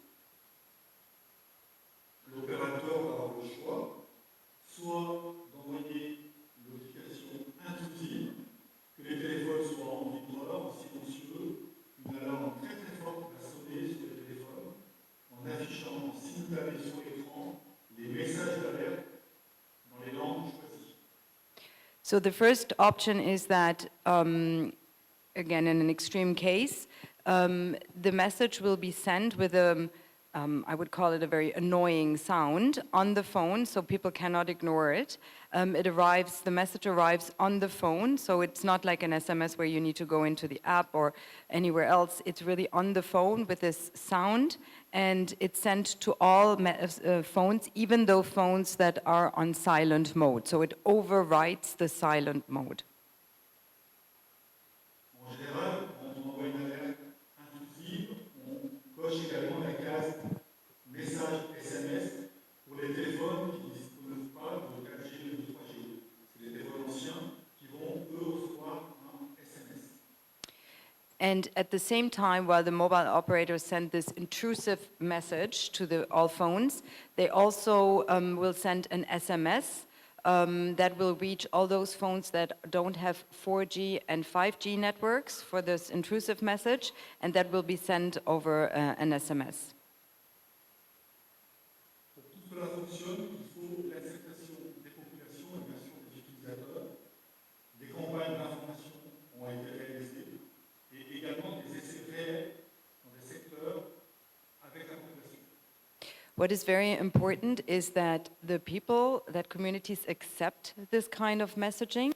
So there is a big communication campaign to ensure that people understand this is how you will receive the alerts, this is why we're using this is for extreme cases, and really to make sure that people are on board for this. And at the same time, tests are carried out and that people are aware that these tests will take place and that these tests also show how many people actually then receive this message and understand the message. Nous devons communiquer également, bien sûr, car le son est très fort, on ne peut pas couper l'écran et les gens s'interrogent. Mais les essais réalisés ici, en Guadeloupe ou en Martinique, ont été concluants et ça rassure les gens de savoir qu'ils peuvent être alertés ainsi. This sort of bringing people on board is especially important as this sound is very intrusive and can be very scary. So for example, if something's here in this room, it would be very loud on everyone's phone.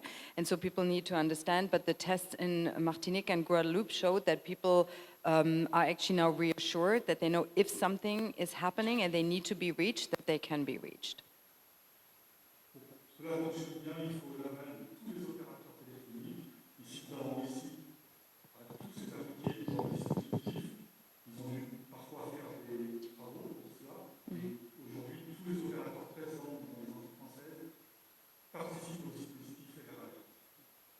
So this only works if all mobile network operators come on board to reach all populations, although they have different networks. And that sometimes also means that mobile network operators have to adapt their networks and have special systems installed on their network. But in the French case, that went very well, and they've all now adopted this as the way of reaching populations. Depuis le lancement, 230 exercices ont été réalisés dans toute la France, également en Outre-mer. Et depuis le début de l'année 2024, 20 déclenchements réels ont été opérés. So since the beginning of the system, it has been used 20 times for actual cases where people had to be alerted. And I think there was 320 different tests in different areas. So it's not always done in one area, but across the regions.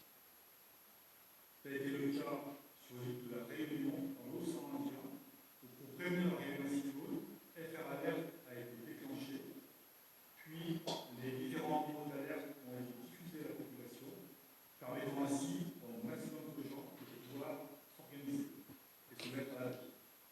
So one of the examples is from Réunion, when there was a cyclone and the system was used, and different communities were alerted with different types of messages. So that was a very successful use of the system that showed that how useful it is to alert people and make sure that they can take the necessary actions.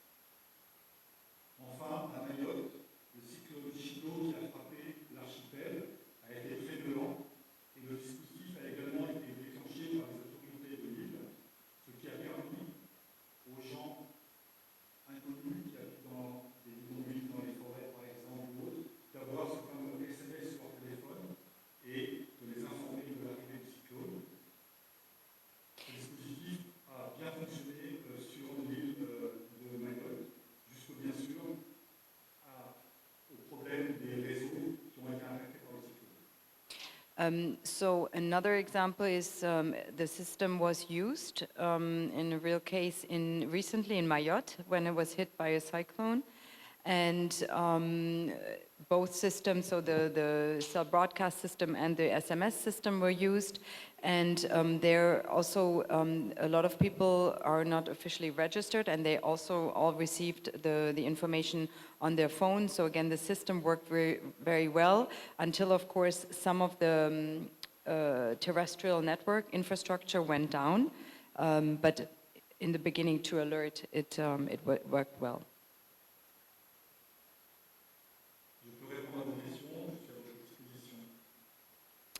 And maybe afterwards we can take any additional questions. Great. Thank you very much, Patrick, and to Vanessa for the translation. It's great to really dive into this specific case. I'd like to go to Irvin next, a little bit to set the scene in the region. Some of the challenges in terms of disaster response and disaster resilience and any early warning measures that you're undertaking in St. Kitts and Nevis. Okay, so thanks once again, Kimberly. Let me also thank CANTO and the GSMA and the ITU for this opportunity and this platform to speak about disaster management and early warning systems. I also want to take this opportunity. I think this is the first time we're meeting collectively for 2025, for the calendar year 2025. So I want to say Happy New Year to everybody and all the best for 2025 and beyond. So back to the question, Kimberly, of the challenges of disasters in the region. So my response would be country-specific, because my experience and research will be based on St. Kitts and Nevis. However, it's not to say that it doesn't obtain in the other Caribbean islands. It's not to say that they're not similar experiences or they're not doing similar things. But I'm speaking based on the country-specific experience. So based on what I've put together, one of the first experiences we have with challenges as far as disasters are concerned is the lack of readily available sustainable funding mechanism. That is quite obvious, and I'm sure it's the same for the other islands. We find that when disasters strike, the state resources always proves to be insufficient and inadequate. And as a result, the needs, they multiply and the funds become scarcer and scarcer. So this is a constant challenge that we faced. The other one is the lack of in-country expertise in areas of disaster management. Example, like scientists for certain immediate responses, they are not readily available. And so that proves to be a big challenge because we do not have the real-time, on-time responses to disasters. And so assessments are not done, and there are losses and damages that will multiply as a result of that gap. So that is one of the challenges that we do have, and I can speak to that in St. Kitts and Nevis. And again, I think it's probably similar in other Caribbean territories. Another challenge that is obvious, and I'm sure it's wider than the Caribbean, is the access to data for best practice and best practice guidelines and so forth. That is a gap. We do not have any software, we do not have any resources we can turn to in terms of data collation that would guide us in response to disasters and so forth. So that's another area of challenge that is with us in St. Kitts and Nevis. A further challenge, and it's not so for me, because as the CEO for the regulatory agency, I try my best to collaborate with the Disaster Management Agency home, but one of the challenges, this is more regionally wide, the lack of interagency collaboration and cooperation. So what you find is that there are many times when the lines of responsibilities becomes very blurry. And as a result, inefficiencies increases when it comes to responding to disasters. So that in itself is an obvious challenge across the region. And another challenge I have listed here based on my research is the lack of, and this is dear to me, the lack of an existing solid regulatory framework and policies. I will tie this into something else I have on my paper a little later. So these policies help to guide our responses to disasters, and so when you don't have this, it's a void. And it does not help with the opportunities that we might get. Like the World Bank is here, ITU is here, and when you don't have certain policies in country, then the grants and the fundings that you're exposed to, you almost can lose out on it because of the fact that the policies are not there to guide what you should do. And there's an experience that we're having right now. Vanessa is aware of that, and I'll speak to that a bit later as well.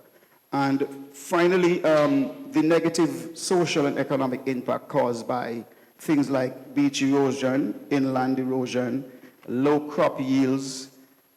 We see nowadays a sargassum inundation that's affecting marine life across the region. And all these are brought on by the climate change fallout.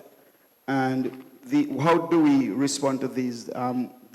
The governments in the region invest a lot in the agriculture sector, in the tourism sector, in the housing and land development sector, and all these are hugely affected now by these disasters, and it continues to multiply, and so the challenge is there, and how do you respond to them? The most obvious one, and someone spoke about it earlier in their presentation, the political priorities. What is more attractive and to whom? Which audience you're trying to preach to and please. And so what you find is that is why things like a solid regulatory framework and policies is absent. Because is this something that is appealing to the masses, to the mass audience that you're trying to convince that they should support you in what you do? So political priority is an obvious one. It's a hard one though, because how do we convince the powers that be to reverse some of the behaviors? So these are where I stop now when it comes to the challenges. So if I may, continue to look at the early warning systems that were undertaken and some that are in the pipeline to be rolled out. And the first one is St. Kitts has a seismic hazards early warning system in place for several years now. This system is monitored by the UWI, the University of the West Indies Seismic Center. And it has built-in redundancy in that it's connected over the internet, and it's also connected via satellite. So it's fed via satellite in the first instance, and the redundancy is built in over the internet. So That has been in place for some time now, and it works. The second one is, St. Kitts have what we call a tsunami early warning system. There's a layer above that. St. Kitts is one of the countries that we call a tsunami-ready recognized country. And to be tsunami-ready recognized, you must be recognized by UNESCO IOC. And to be recognized, there are several things that you must fulfill. First, you have to have a 24/7 warning focal point. So if there's, in the event of a pending tsunami, this must be 24/7. It can't be last minute. You must have redundancy of messaging. So email, fax, phone calls, you must have the redundancy. You must be able to have the immediate contact to the Tsunami National Contact personnel, whoever is listed. And this must be done on a redundancy platform as well. You must be able to have approved by NOAA and the UNESCO IOC a set of standing operating procedures. You must also be able to have clear and visible signage. And the last one that you must qualify for to be tsunami ready is you are to have what we call a tsunami flooding or inundation map that shows 100 feet waves, 30 meters inland. So St. Kitts is at this level when it comes to this. The other thing that is upsetting to me, we do have for years now, when I spoke about this in Barbados some time ago, Vanessa, we have in boxes still in St. Kitts and Nevis, something we call an emergency broadcast system, which is similar to the EAS that is obtained in the US, where you can override radio and television broadcasting and you do emergency mass messaging. This has been sitting in boxes for several years now. As CEO for the regulatory division, I've done my part with all radio station operators and owners to get them to buy in, but there are no fast and hard framework, regulatory framework or policies that says you ought to do it. In the US, it's a must. It's written into the laws in the US that says you ought to participate. So it's a mass messaging on time, real time. This system has been sitting in boxes in St. Kitts and Nevis for some time now, and I've been lobbying on behalf of the disaster agency. I've been lobbying governments. I've been lobbying whoever I can lobby to get this thing up and running. And to date, we're now closer. So that's why I say that the issue of the regulatory framework is dear to me, because of something like this.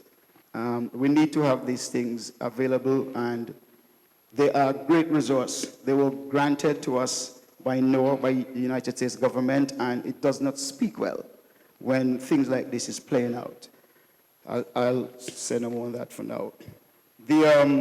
What supports these is, and I want to thank Vanessa, I want to thank Cleveland Thomas, and I also want to thank Sylvester Cadet and the ITU consultants at the time. We have in place now what we call a National Emergency Telecoms Plan, which supports all of these early warning systems that I speak of. So we really appreciate that. I did a lot of work on the ground, having to convince many stakeholders to support this initiative, and we were able to get it across the finish line. I think I need to have a discussion with you about that, because I had a phone call about that, Vanessa, so we'll speak about that. And finally, for me, as far as early warning systems are concerned for St. Kitts and Nevis, the country is expected soon to be part of a group of the ECTEL member states, and we are a part of that group, that will receive what we call a cell broadcast early warning system. Again, I want to thank the ITU, and the World Bank is on board with this one this time. It's, however, unfortunate, Vanessa, I want to say, and Cleveland can attest to this too, it's very unfortunate that we're still here saying that we're expecting this to happen. It's no fault of the ITU, it's no fault of the World Bank. Let me make that clear. We know what has been the unfortunate experiences. Some people are not serious, some people are not professional, and some people just simply, they do not get it.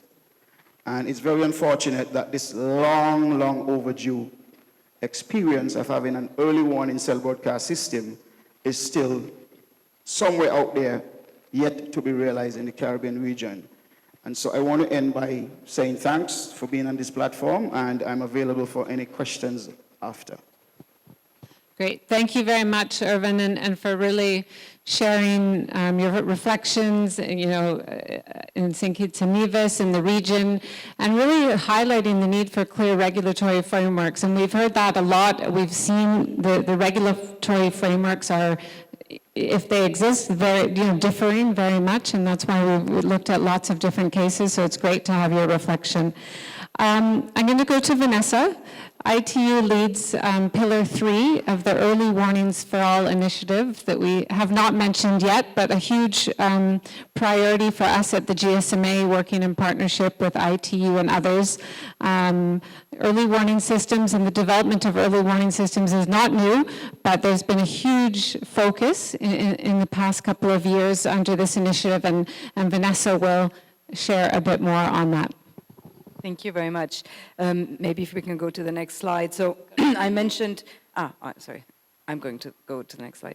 I mentioned before ITU's mandate to connect the world, bring connectivity, but we also have a very strong mandate on disaster management and on early warning systems.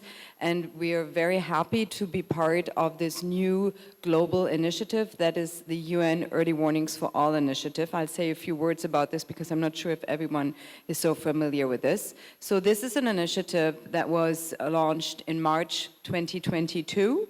By the United Nations Secretary General, and with a very ambitious target, and that is to make sure that by 2027, every person on Earth can be protected by an early warning system. And what happened in 2022 when this was launched, actually, this is when I got very involved because I thought this is now the time to make sure that we're taking advantages of digital technologies. And it was, by the way, the same year that the European Union decided that it was mandatory for every EU country to have cell broadcast. So this initiative is led by 4 organizations, co-led by 4 organizations. That's the UNDRR, United Nations Disaster Risk Reduction Organization, looking at risk. Where are the regions at risks, the countries at risks, and what kind of risks? The second is the WMO, World Meteorological Organization, and this is about monitoring and forecasting, so understanding the disasters, the natural hazards that we are at risk of facing. And then here on the slide, you can see in orange the Pillar 3. This is the ITU pillar on warning, communication, and dissemination. So this is, once we know that something is happening, that a disaster is likely to strike, how do we make sure that those people that are in an at-risk area, that they receive an alert, that they can be warned? And finally, the Pillar 4 is by the Red Cross, and that's very much about preparedness and about the communities to make sure that the people that we are actually trying to warn, that they are involved in the setting up of this early warning system, and that they can be really involved and also know how they will be warned. And we just heard about that already in the example from France, that this is very important. So these 4 organizations work together very, very closely, supporting countries, but we work with many, many partners, and it's very clear that this is country-driven, and this cannot be done and achieved without all the partners that we're working with. On Pillar 3, so on the ITU pillar, what's important is that we adopt a multi-channel approach. That means, and we heard this again from France, very important, we have to use every communication channel available, radio, television, social media, sirens where necessary. And also I put here at the top the satellite, because we're not going to talk about this here today, but there's some very, very exciting developments happening in the area of satellite, that satellite messages can be sent directly to mobile phones, and that is, I think, going to revolutionize over the next few years also the warning systems and be complementary to what we are promoting. At the same time, so we promote multi-channel approach, but we do highlight that today, with the incredible spread of digital technologies, and especially the mobile phone, we all know how addicted we all are to the mobile phone. I would say we have a siren system in our pockets. We need to take advantage. And we believe that the future of early warning systems is on the mobile phone. And just to illustrate here, and we've heard a few numbers already, but almost everyone in the world today is covered by mobile networks. Also for the technology we're promoting, all you need is a 2G network. We know that 4 out of 5 people in the world own a mobile phone, which is incredible. That's an incredible number, and it's going up. And also what's important, I think it's not just the people who own the phone, is if I own a phone and the person in the neighborhood or next to me doesn't own a phone, that person can still, through me, then benefit from this system. So it's very important. And then I also, just for the Caribbean, very high numbers also in the Caribbean. So again, we need to take advantage of this in the Caribbean. I also included this slide because this is from a study that the Red Cross did a while ago, and it looked at sort of the bottlenecks, the challenges in early warning systems in some African and Caribbean countries. And the number one bottleneck that was identified was this pillar 3, the ITU pillar on warning, communication, and dissemination. What this means is that in many cases, we know something's happening. The Met services have a great message that they send, and the problem is it does not actually reach the people that are in the risk area. And until very recently, this also happened in Europe, and this is why the European Union decided to make it mandatory for countries to be able to reach people over their phones, that we saw that people just didn't receive the alert. And so this is something, again, we're working on. So the technology that we're promoting is what France has already set up, and a number of countries have set up, but unfortunately not enough. None of the Caribbean countries, apart from the French territories, have set up cell broadcast. And why we believe this is such a powerful technology is that it is geolocated, so it can be sent only to specific areas. And again, we overcome these opt-in challenges. It's not like an app where people have to download an app or they have to agree to receive the alert. The alert is sent automatically to users on their phones in different languages. And so we'll hopefully hear a little bit more also from Joaquin from this, but this is really something that we hope, very excited to be setting up this system over the next few years and to support the Caribbean countries. Thank you. Thanks. Thank you very much, Vanessa. And Joaquin, we'll go to you to hear about the World Bank's priorities and maybe some key projects that are underway. Okay, thank you, Kimberly. Yeah, as I mentioned before, in 2023, we developed a technical study containing in-depth analysis of the existing regional alert capacities in the Caribbean, the region, benchmarking it against versus best international practices. Yeah. And one thing we saw very clearly is that despite the enormous warning and dissemination potential of mobile networks that Vanessa also pointed out, there were very limited experiences in the Caribbean at that time. At that time, Martinique hadn't implemented their system yet. It was very limited SMS experiences in St. Lucia or some trials in Jamaica and Bahamas, but nothing really using more advanced technologies.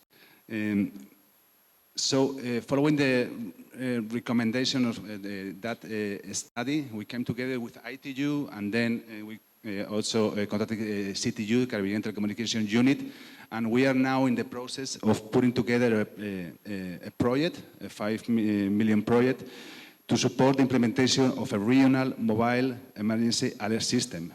And we are starting in 5 countries, that's the proposal: Dominica, Grenada, St. Kitts and Nevis, St. Lucia, and St. Vincent and the Grenadines. These 5 countries, they share they have a common telecom regulator, ECTEL, and that's the area that we are proposing to begin with. The project main objective is very similar to the project that they are implementing in Martinique. The difference is that it is regional, so we are targeting at first 5 countries at the same time with the same system, and is based on cell broadcast technology. Yeah? This emergency alert system will permit national alerting authorities to reach the public before and during emergencies, and with consistent, authoritative, and target end-to-end alerts and warnings. Cell broadcast has played a pivotal role in early warning systems in many countries, in the US. We mentioned in every European country that have implemented this system in the last couple of years, some Asian countries too. And we think that only the lack of adequate regulatory context, effective cost-sharing models, and lack of incentives for mobile network operators have deterred the implementation of this kind of systems in the Caribbean.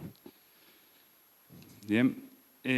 We really think that the addition of this cell broadcast technology to existing early warning methods would close a major gap in early warning capabilities in the region. At its core, this technology allows mobile networks infrastructure to communicate with mobile handsets in one direction. So cell broadcast works on one-to-many basis, and it uses a dedicated channel, so allowing warning messages to be delivered within seconds to thousands and even millions of CAT-compatible handsets without contributing to or being affected by network traffic and congestion.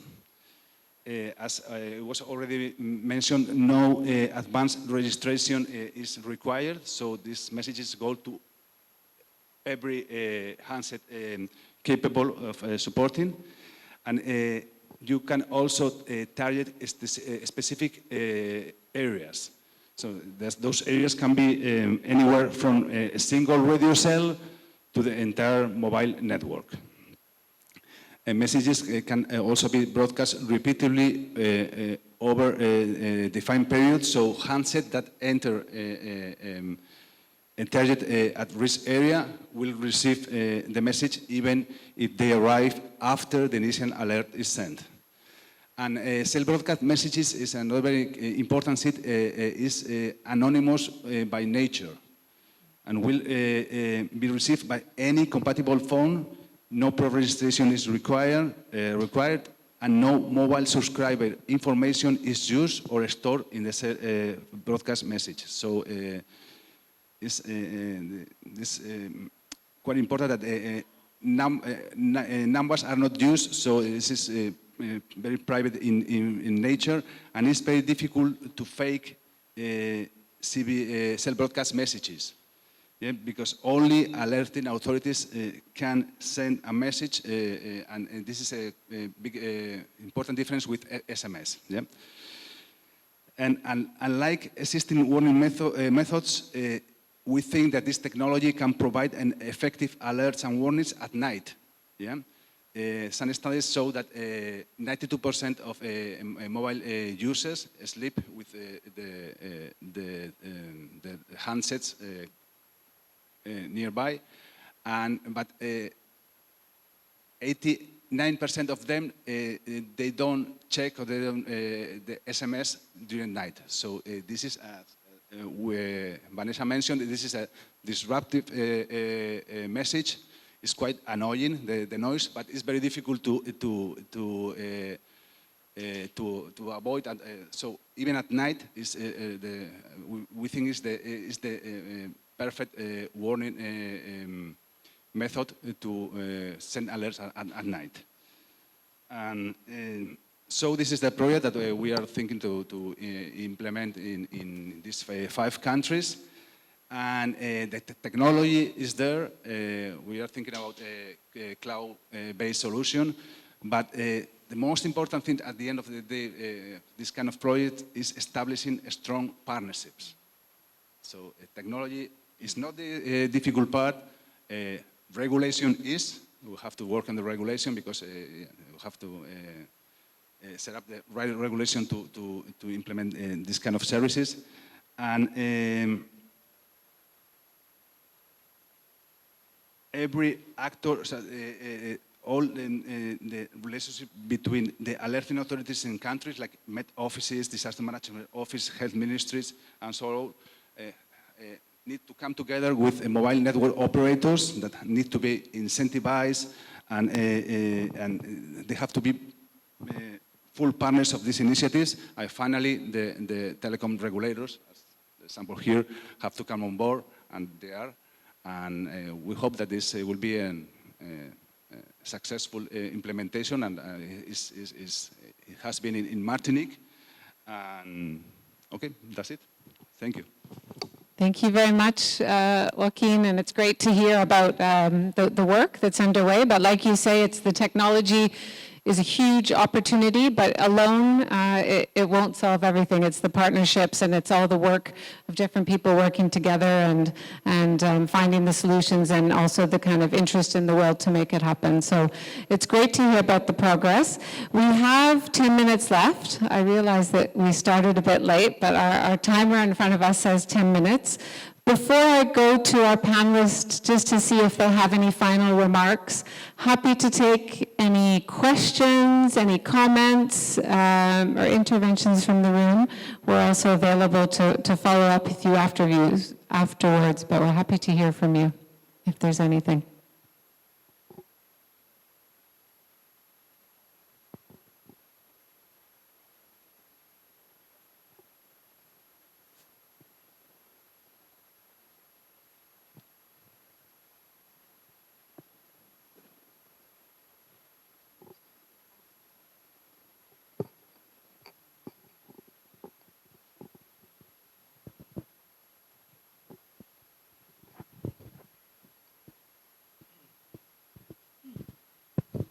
Hi, Julian Rawle from the Suboptic Foundation.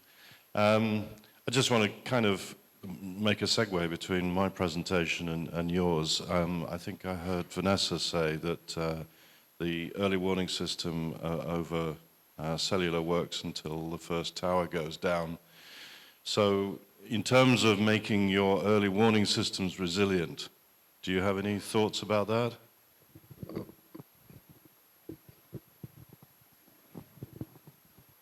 I'll take that first, and then I think there's another question there.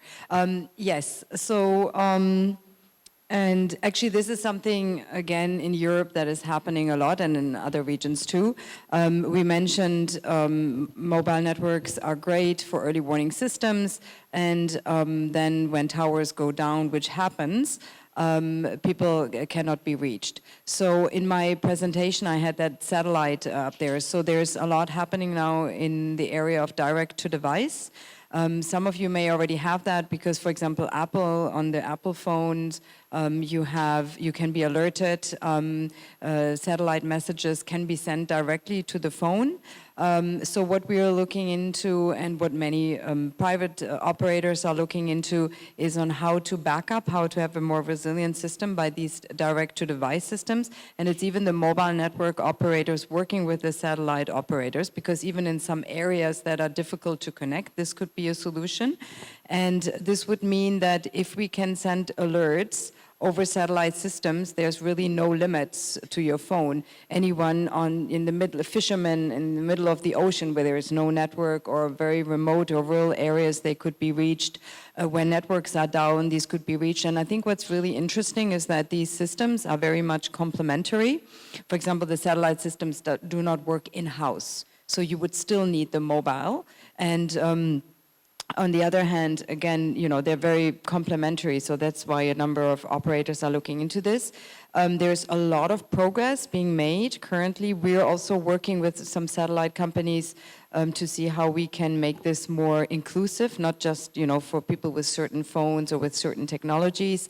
And I do believe that over the next, it's going to take a few more years, but this is really coming. And I think, as I mentioned before, it's going to be quite revolutionary, especially for alerting systems. I think we had another question right here. Thank you, Andrea.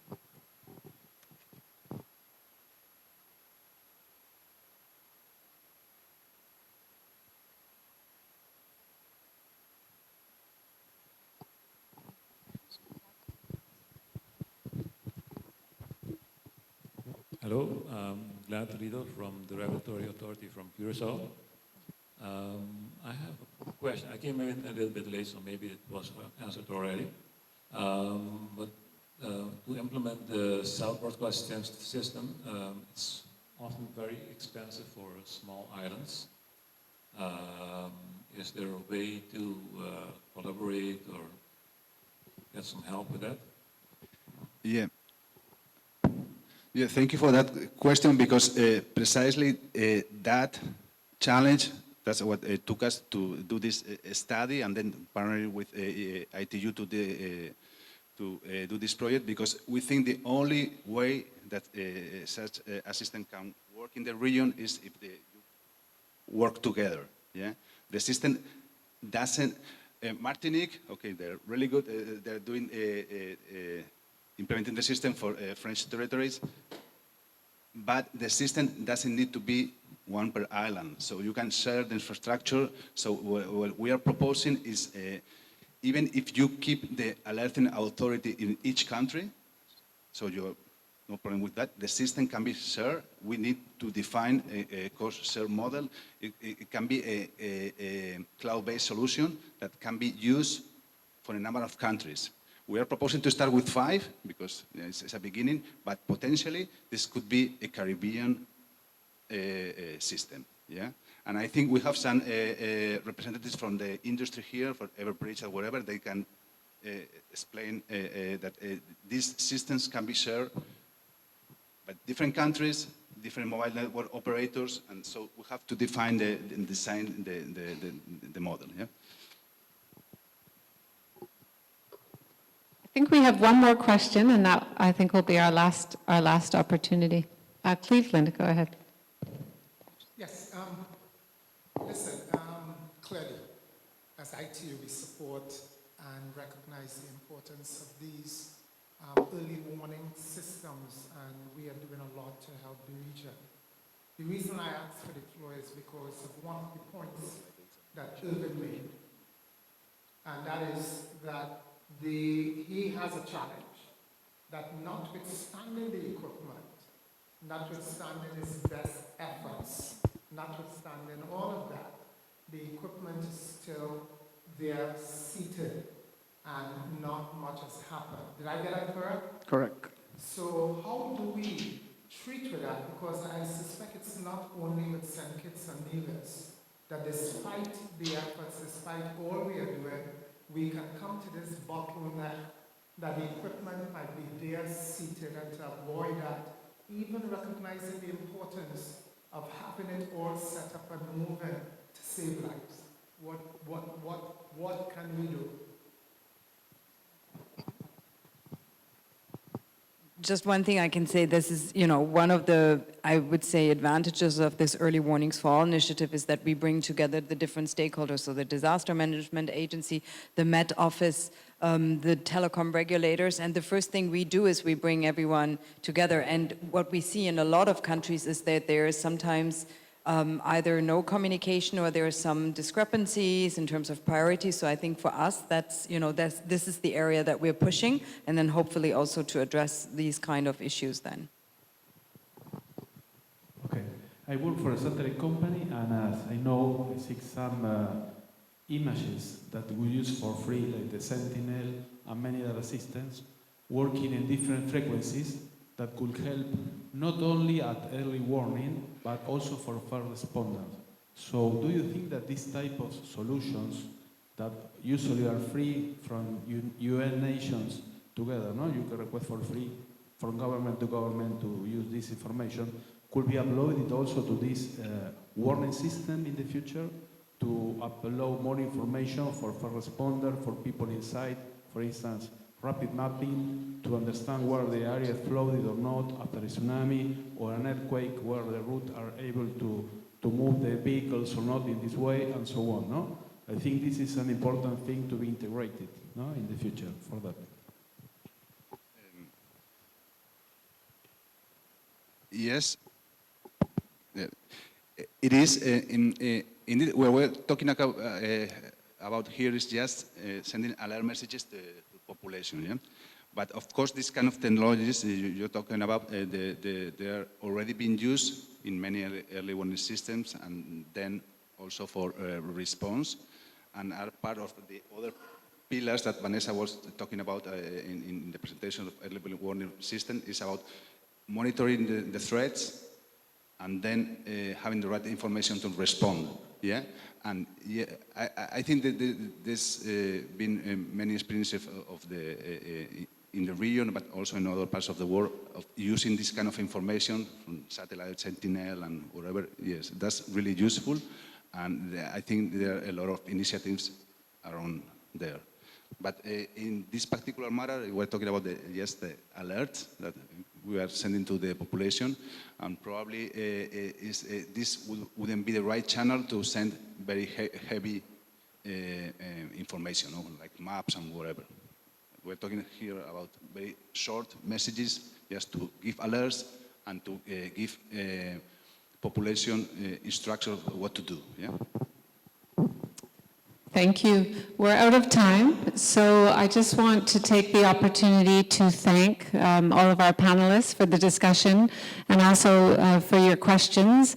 I think we ended on the right note with some of our final questions. Many colleagues here and in the room have been working on these types of disaster preparedness and resilience measures, building early warning systems for over a decade or for decades, but really there's an opportunity now. There's a lot of focus, there's resource, there's technical assistance, there's more willingness to cooperate. So we are here for the rest of the session of today and tomorrow. We'll be very happy to sit down and discuss with you further.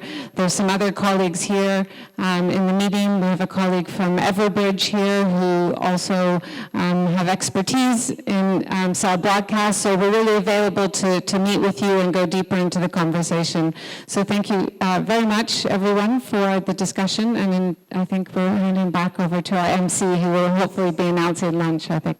Yes, We're we're almost there, and of course, an applause for our panel, Vanessa, Joaquin, Irvin, and Lieutenant Colonel Patrick Haum. Thank you so much for your time, and also our moderator, Kimberly Brown. So I kindly ask you to, yes, make your way to your seats. And yes, Kimberly, we are almost there, and I just have two short announcements. One is that for those that have not yet downloaded their Canto Caribbean app, please do so. You can check the schedule there. You can also network virtually, so everyone that has registered will be found on the platform. And also to log in, you can use the information you used at registration. So that would be your first name, business information, and also your email. And secondly, it's time for lunch. So lunch will be served in the ballrooms A, B, and C across the hallway. Please make use of the food that we have provided. Also mingle, and we will see each other back here sharp at 1:30 as we have a very interesting start of the second half of the sessions. All right? See you in a bit. Back then. Thanks to companies like Spotify, Apple Music, Amazon Music, we have a different experience now than we did back then. We can listen to music on demand. We can listen to the songs we want, anywhere we want, on any device. It's a differentiated experience that consumers are willing to pay for. Hundreds of millions of people pay for this service, even though it's free on the radio. I pay $15 a month to have Spotify, even though it's free on the radio, because it's an elevated, differentiated experience. Last thing I'll mention here is checkbooks. I have a checkbook at home. I don't know where it's at. When I pay bills, it's different now. It's a different experience. I utilize things like Venmo, utilize PayPal. The only time I take out the checkbook is to get the routing number and the account number so I can set up an automatic payment. And I suspect a lot of you in the audience are the same. My point with these examples is that experiences win in the marketplace. If you can provide an elevated experience, your customers will pay more for those experiences. As it relates to broadband, experiences equal additional subscribers. You'll have higher take rates. Your subscribers are willing to pay for these services, so you'll have higher ARPU, average revenue per user, and they'll stay with you longer, lower churn. More customers paying you more dollars that stay with you longer. It's a recipe for success for any company, right? That's what we're driving toward. Your subscribers are no different. Your residential subscribers are looking for more than just broadband. They expect security. They want to know when they're connected to the internet, they're not going to have virus and malware coming into the home and infecting their devices. They expect content controls. When you've got kids in the household, you want to make sure that they're only looking at content that is age appropriate. And even if they are looking at content that's age appropriate, sometimes you may want to limit the amount of content that those kids intake. My kids got hooked on a game called Roblox. I don't know if anybody's heard of that, but my kids would have spent 12 hours a day on that application if we let them. I very much appreciated the fact that I had a subscriber act from my service provider where I could select my sons and daughters' devices and say no more than 1 hour a day for Roblox. That was peace of mind for me, knowing that they weren't in the rooms hiding under the covers playing Roblox, because we caught them doing that sometime. That's a value-added service. It's a differentiated experience that my provider gave to me that was above and beyond broadband. Business customers are no different. They're looking for something beyond just an internet connection. Business customers recognize that they can't have their POS system on the same network as your guests are on. In most countries, from a compliance perspective, you can't do that. They also recognize that POS system is the lifeblood of their business. It processes transactions. It has to always be up. The internet's going to go down at times. But subscribers expect that when it does go down, it'll fail over to a mobile device, or perhaps a hotspot. Business subscribers also are looking for the same type of security features and content controls that they can offer their guests when they're in their business and on their network. Community Wi-Fi has become very important as well. Subscribers are requiring their experiences to travel with them. They have customized experiences in their home. They want the connectivity to expand beyond that. Whether they're at the beach or the park or a Friday night baseball game or football game, they want that to go with them. It's becoming more and more of an expectation. We hear more and more from communities that they want their emergency services, police, fire, and ambulance, to have ubiquitous coverage throughout the community as well. Those are life-saving services. There are many communities that don't have cell service in portions of them. But if you're able to provide a ubiquitous coverage on a Wi-Fi network to those services, you can imagine what that does to your brand. You can imagine what it does to your NPS scores. Again, differentiated experience that are able to be provided above and beyond broadband. MDU customers or multi-dwelling unit are interesting as well. They've always been difficult because they're a bit of a hybrid between residential and business customers. Property managers expect to be able to deliver a customized in-home experience to their tenants. It's also important for them to have software to be able to onboard and offload their tenants very quickly and very easily. Typically, tenants in MDUs are more transient than those in single-family households, so the ability to onboard and offload very quickly is very important. We also recognize that tenants want that ubiquitous coverage that I mentioned from the community Wi-Fi aspect. They want coverage whether or not they're in their unit or at the pool, in the garage, any common areas. We hear more and more from property managers that they want a separate network to put their IoT devices on that they use to manage the property, or perhaps a separate network for charging electric vehicles. Again, different expectations, different services that they require, depending on who they are. Providing these services allows service providers to differentiate from their competition. It's something above and beyond broadband. This chart's an interesting one. Me and the team pull this up in just about every service provider that we visit, and there's always some lively discussion about where they're at on this curve and how they transition and how they move up. As I mentioned, the bottom of that curve represents short-term vulnerability. If you're just providing broadband, that's a commodity, you're probably not providing anything different than your competition is. It becomes a price war, and as you battle on price, your margins continue to get cut. That's a place of vulnerability.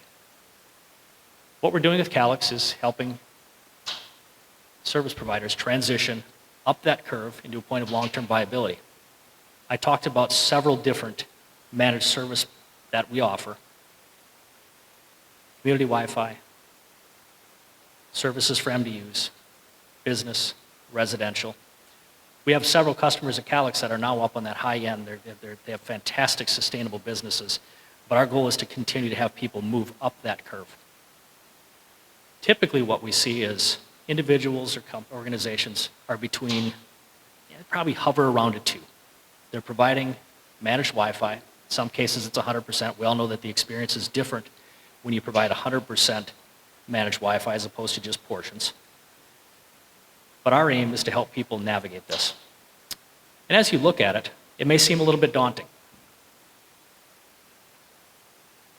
The good news is that Calix, over the course of the last decade, has spent over $1 billion building a platform that allows managed service providers to be able to quickly and easily deploy, manage, and support these types of managed services. This is something that historically was only available to tier 1 providers because it takes tens, even hundreds of millions of dollars to build a platform to launch these types of managed services. Calix has done this so that service providers of any size have the ability to launch these services and differentiate themselves in the market. I'll wrap up by just saying that this is something subscribers are asking for. We hear it all the time. Subscribers want a differentiated experience from their service provider. Competitors are doing it. I highlight the tier 1s here because they were the first to do it. They had the ability to spend those tens, even hundreds of millions of dollars to do it. But now Calix has made it easy. It's available to service providers of any size. And again, it's a way to differentiate your business, obtain more subscribers that are paying you more dollars that stay with you longer. Again, that's the recipe for success. And I'll wrap by saying that we have a fantastic team to support in the Caribbean and Latin America. I think many of you have probably met Juan and Manny. They're here to support. The 3 of us will be around over the course of the next couple days, happy to answer any questions that you have. And the last thing I want to mention is the chart that I put up, and I'm going to scroll back to it very quickly here. Where you're at on this journey is something we're interested in hearing. If you look in the CANTO app after this presentation, you can actually select and take a poll on where you're at. We're curious to hear about it, and we would love to have any discussions with anybody here throughout the course of the next couple days. Thank you.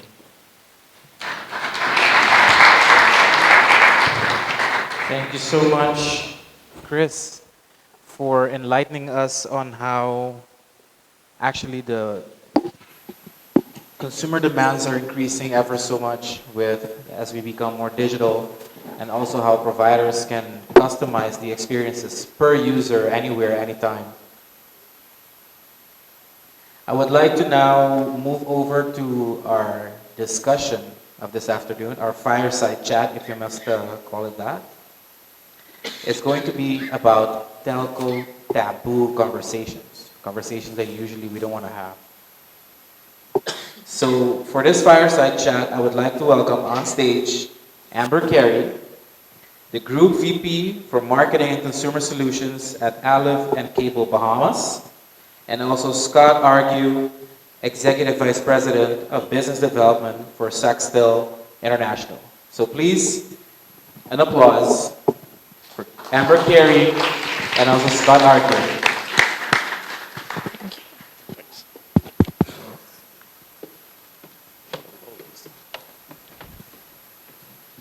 Thanks, Timothy. Can everyone hear us all right?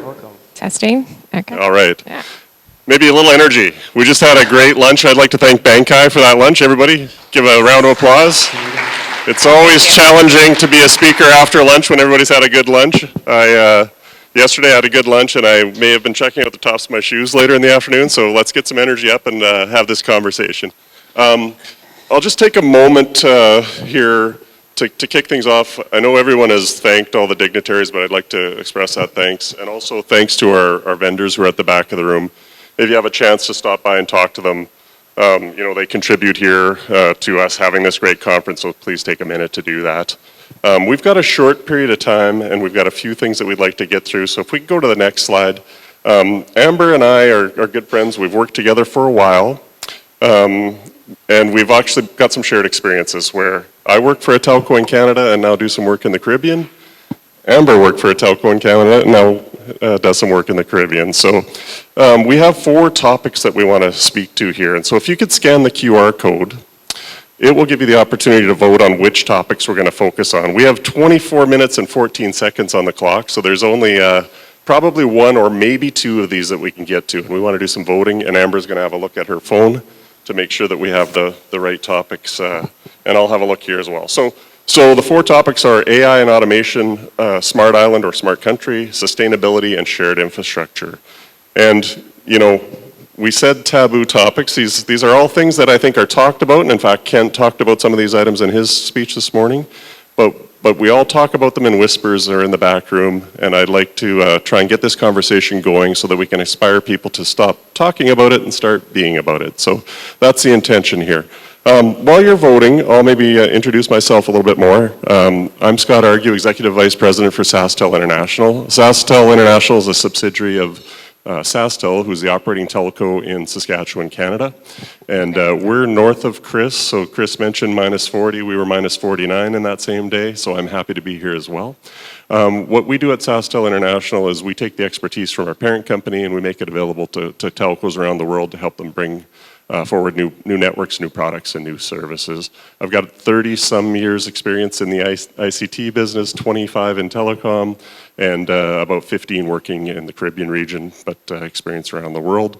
And I'll turn it over to Amber to introduce herself. After all my thing, clearly it's age before beauty because I'm old, and here we go. Amber, introduce yourself, please. Afternoon, everyone. Thanks, Scott, for the introduction. So I am Amber Carey. I'm Group Vice President of Consumer Solutions and Marketing for the Cable Bahamas Group of Companies in the Bahamas.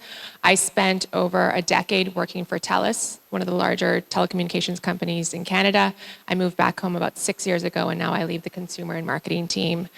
So I don't have 20 plus years. I do have, I think, 17 years now in the telecommunications space. So we're excited to have the conversation here. When we started and sat down to chat about what we're going to talk about, we're like, you know, everybody gets up and gives these great presentations, but sometimes we just want to have an open conversation. What are the things that are keeping us up at night in this business? What are the headwinds that we're starting to experience or are experiencing? And, you know, how can we collectively as a group in this region come together and have meaningful conversations?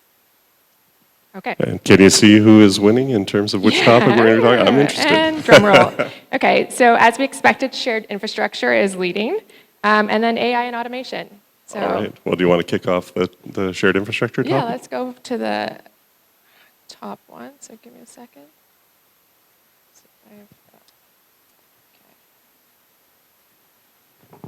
Okay, so this is an interesting one because I worked for TELUS, as I mentioned, for a long time in Canada, and we have a shared network. When I worked at Canada, we still had a CDMA network. We were transitioning to HSBA and then into LTE. And to do that, we partnered with our competitor, Bell Canada, to kind of split the country in two, and we kind of built out the LTE network. Why we thought this was an important topic is because as we get into 5G, and all of us know the challenges around 5G, the business case around it, the challenges as a region we are in raising that capital to make that investment, especially as we see price compression in the market. Some of our core products in talk and text, you know, we're seeing the decline, we're seeing the churn in things like TV and landline. And so as our product offerings sometimes decline and we have to be creative, but we still have to invest in this infrastructure that's needed to continue our growth and development. And so, you know, as we go to it, you know, one of the things that are kind of spoken about, I think, behind closed doors and not necessarily open is what is the potential for what we're calling co-opetition, right? Shared infrastructure. Is it possible here, and we're all competitors in this room, and colleagues in some instances, but we went ahead and have a conversation about shared infrastructure. You know, do we think sharing infrastructure in the Caribbean is going to happen? Does more of it need to happen? Is it the way that we'll see vast rollout of 5G? So Scott, you know, when I worked at TELUS, you actually you work for a company now that's doing shared infrastructure. So what are your thoughts? Yeah, so again, Amber mentioned the partnership between Bell and TELUS. SaskTel is actually a partner in that as well. So in our province, neither of our competitors build any wireless network infrastructure. It's a shared infrastructure model. So we own all the towers, and the RAN. There's a shared RAN, and then we have separate cores to run the network. So it's a pure shared infrastructure model. It's not a tower sharing agreement or a roaming agreement. It's really shared infrastructure. And in our model, it works because our province is quite large. It's about 650,000 square kilometers with only 1.2 million-ish people in it. So we have over 1,200 cell sites that we have built and have to maintain for a competitor or one of our partners that we're in co-opetition with to come in and build infrastructure to compete with us is challenging. Similarly, for us to go outside of our region and build that infrastructure, we just couldn't do it. So the co-opetition model really allows us to be able to compete outside of our market, allows our competitors to come in and compete inside of our market, and the reality is that means we have to differentiate on service. So we put a very strong focus on sort of how we service our clients because infrastructure is no longer the deciding factor.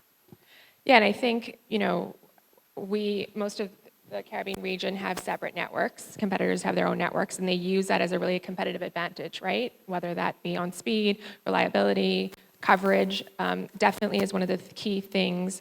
So what do you think, if the expansion of 5G will require some sort of co-opetition, shared infrastructure, what are the ways in which we can still compete? Because we're going to talk about AI in a minute, which will also then start to take away some of the unique differentiators potentially in customer experience.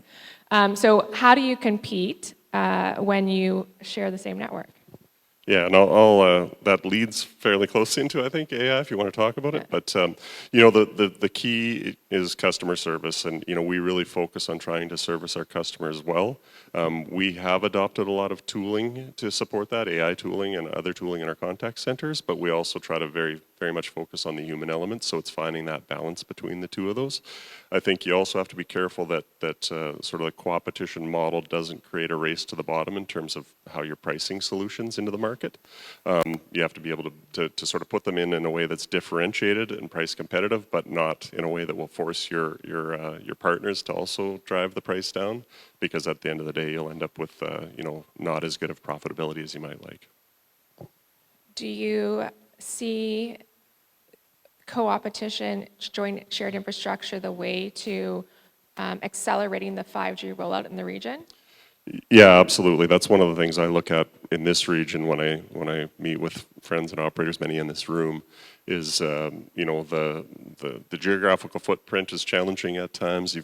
We have the same but different challenges. You've got water between some of your islands and your locations. We've got large open fields in our case, and the cost to make that investment is significant. And to make that investment and address a small population base is really challenging. So I really think in these markets, that shared infrastructure model is something that's going to have to be adopted. I know we had a few examples that we have listed at the bottom of the slide there. If you look, one is the Australian National Broadband Network. That one is sort of a different model where the government has invested and actually owns the network, and then they have I think they call them RSPs, retail service providers, that provide network services off the end of that network, which is maybe a little bit extreme, but those models have allowed places like Australia and even where we are in Saskatchewan in Canada to be able to address sort of 93% of the population with broadband services and cellular services. So I really think that co-opetition model is needed to get there in this region as well.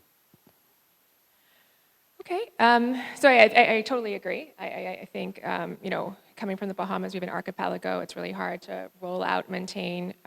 We have experienced significant impacts to our infrastructure with major hurricanes like Hurricane Dorian a couple years ago in Abaco and Grand Bahama.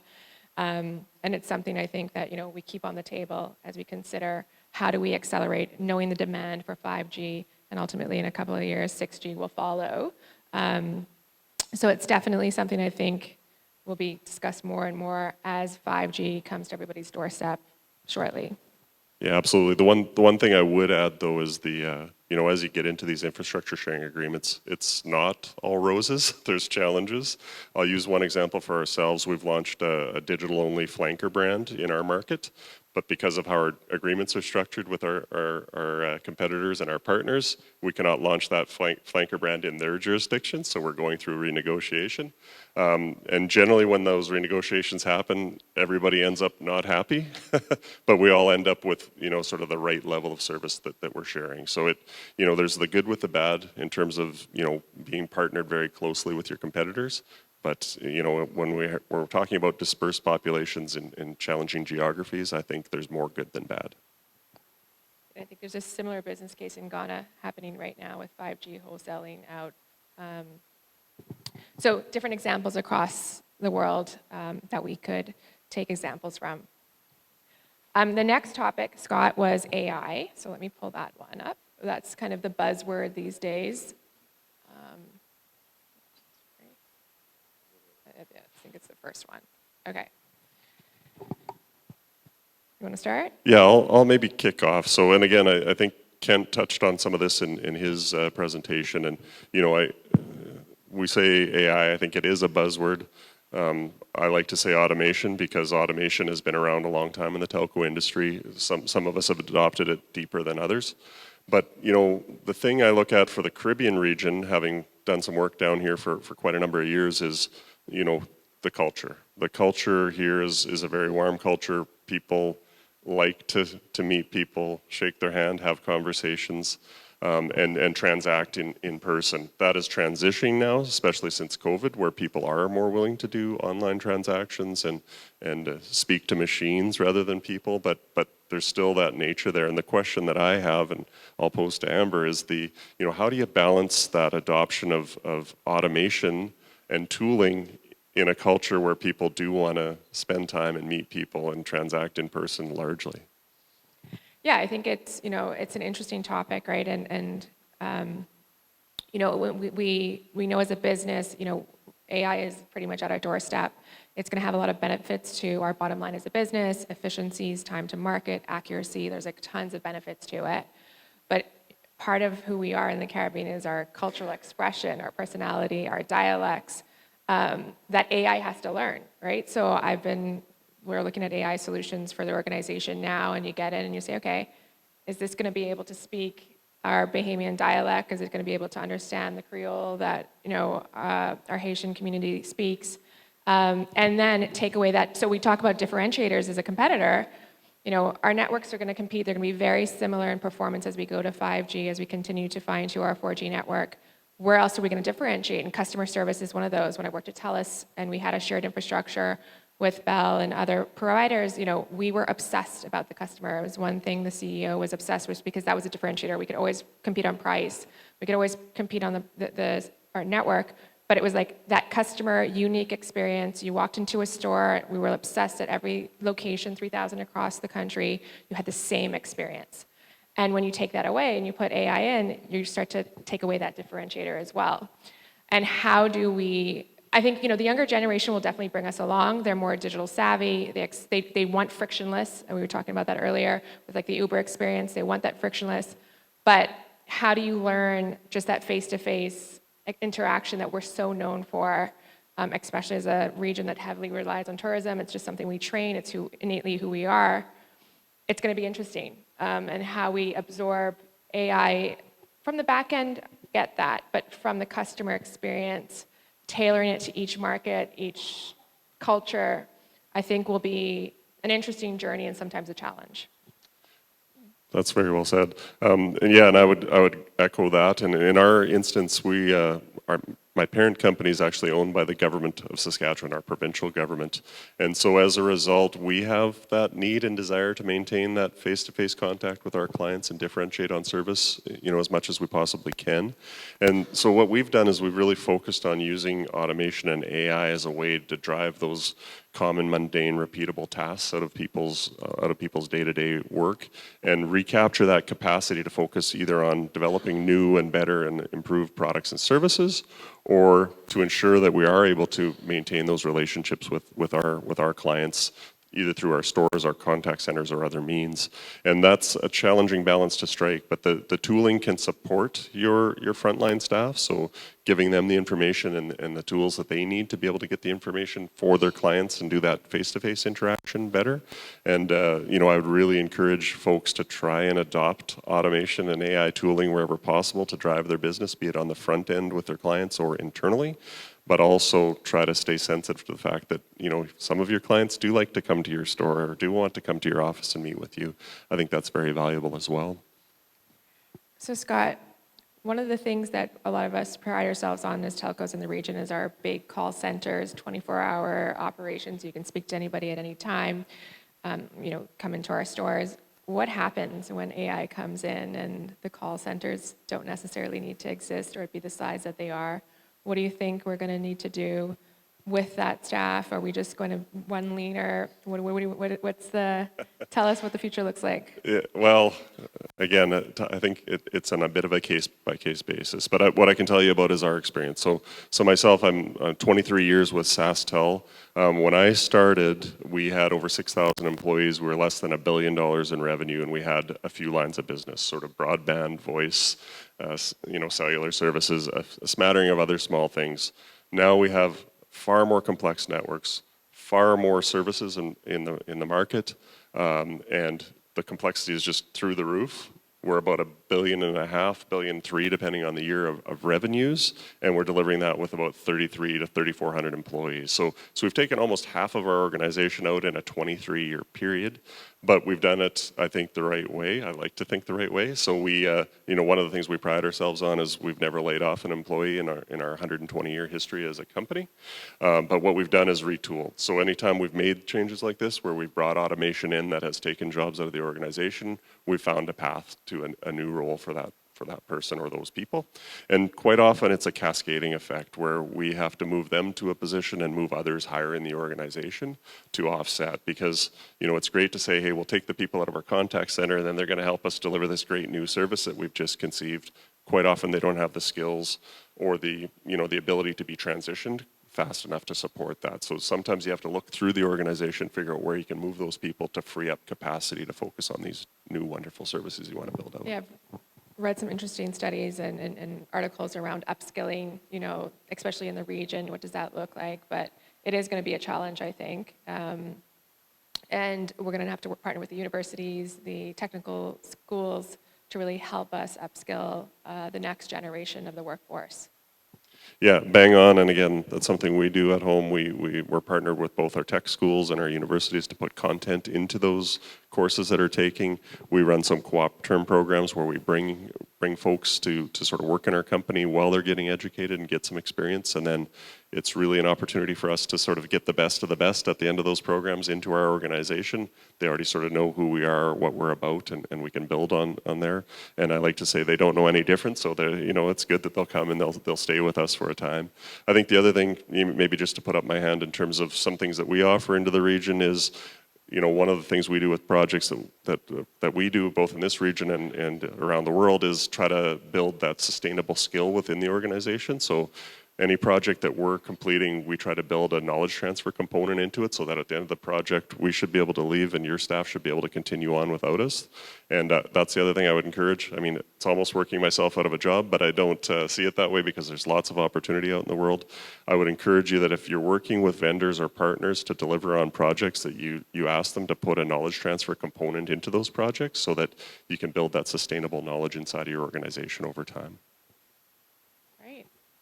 So we have a few more minutes, I think. Any closing words, or should we throw out for some questions?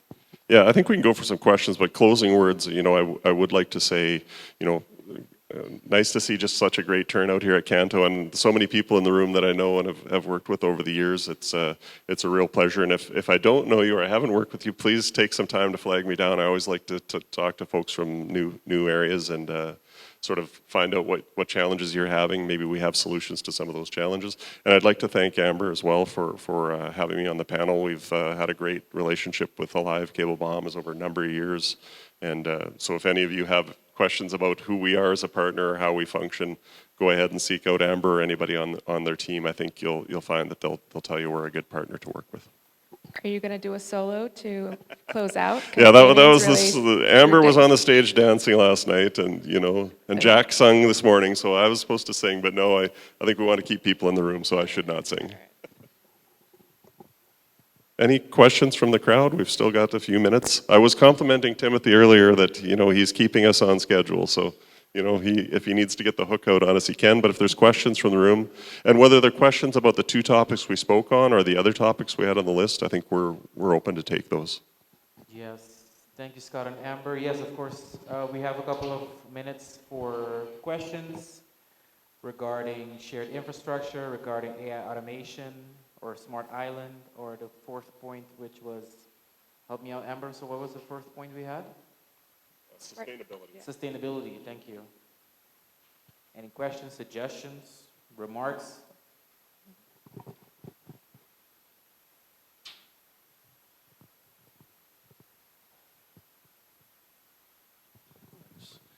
Thanks, guys. Julian Rawle, Suboptic Foundation. I'm just wondering about, since there are quite a few regulators in the room with shared infrastructure, is it always a positive attitude from the regulators, or do sometimes they say, hang on a second, you guys should be competing? It's a really good question, and I think the answer is a little bit, it depends, because, you know, certainly if all of your competitors are sharing the same infrastructure, is there true competition? You know, where we are in Canada, in addition to the ones we're partnered with, we have other competitors in the region. You know, I really do think, though, that, you know, for this region to sort of move in that direction, it's not going to be complete shared infrastructure where everybody shares, you know, the same wireless network, the same core network, the same everything. There will be some differentiated and some components that are owned by each of the individual partners in the consortium. And I think that's where the regulator has to come in, is sort of knowing and understanding and sort of setting a framework of what's acceptable in that environment and what's not. Maybe just speaking to at home, you know, one of the things we did in Saskatchewan was we really looked at, you know, where are all the locations that have health facilities, education facilities, and government offices, and we used that as sort of the starting point to build that network out 25 years ago. And that really got us good buy-in from our government stakeholders and partners, which sort of, I would say, greased the skids to getting some of those agreements put in place. Answer your question, Julie? Thank you. Any more questions? We have a couple of minutes. Melissa at the back has one. Oh, there in the back. Sustainability, favorite example. Well, I look at sustainability in two ways. So there's the sustainability of the environment and all the impacts that come along with that. But there's the sustainability of the organization and being able to have the right skills, capabilities, and capacity within the organization. And you know, that's one of the things I'm big on. As I mentioned earlier, you know, when we do projects, what we try to do is leave a bit of a legacy, leave that knowledge inside the organization so that we don't have to come back and assist. And I think that's an area of focus for some of the operators in the region, is sort of building that internal capacity. So frankly, you don't need to rely on like myself to assist. But in terms of environmental sustainability, there's a number of them. You know, one of the initiatives we have is we've got a partnered company that does both power and water monitoring capabilities. So it's an IoT partnership. We're able to actually go and look in our own network and see where we're consuming power on a device-by-device basis inside of our network. And as a result, we've exited a number of services and systems to gain power savings. The reality is we then reconsume that power right now for other advanced services we have, but we're curving our power consumption by using those IoT tools. Do you have any examples you want to speak to? Yeah, Amber? I think for us, this is the first year we've started to really track it. You know, we've been doing things, but actually putting in our annual report, starting to track it. Obviously, you know, the Bahamas sometimes struggles with power supply, and you know, as we build out data centers, and the more that innovation we just stack and stack and stack, we understand that power is going to be a big one. And so we've started to go to electric vehicles. We've now solar on some of our towers. So we're starting to take that leap in. And as you know, the region is starting to really become a voice for climate change. So a lot of our prime ministers are taking that as kind of a platform, given the fact that we're experiencing the brunts of climate change on a daily basis now, and it's a threat to us and our industries.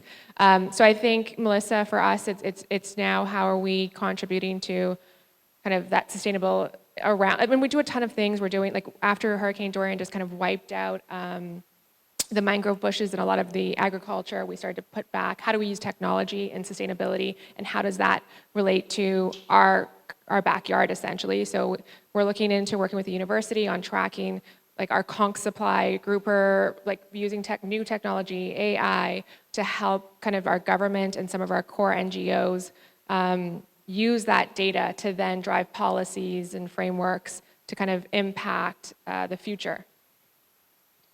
Thanks, Melissa. I do have some other examples. If you're interested, we could chat after as well. more burning question? A burning suggestion or remark? Going once, twice.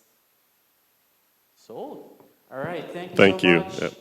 Thank you very much. Amber and Scott for joining us for this fireside conversation and also highlighting some of the challenges with, of course, our challenges and opportunities for shared infrastructure and also AI automation.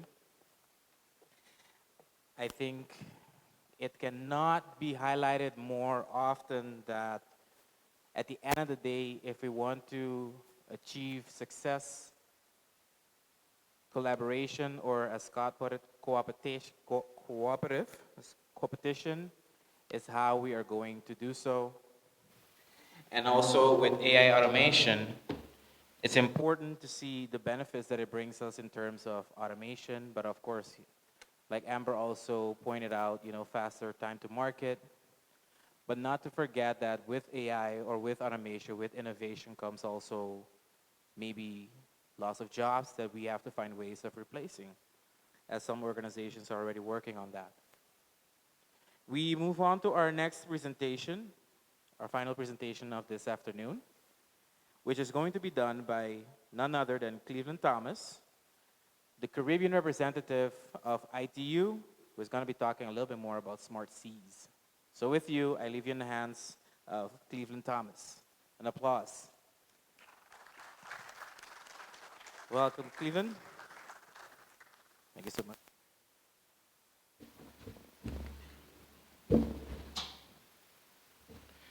So good afternoon to you.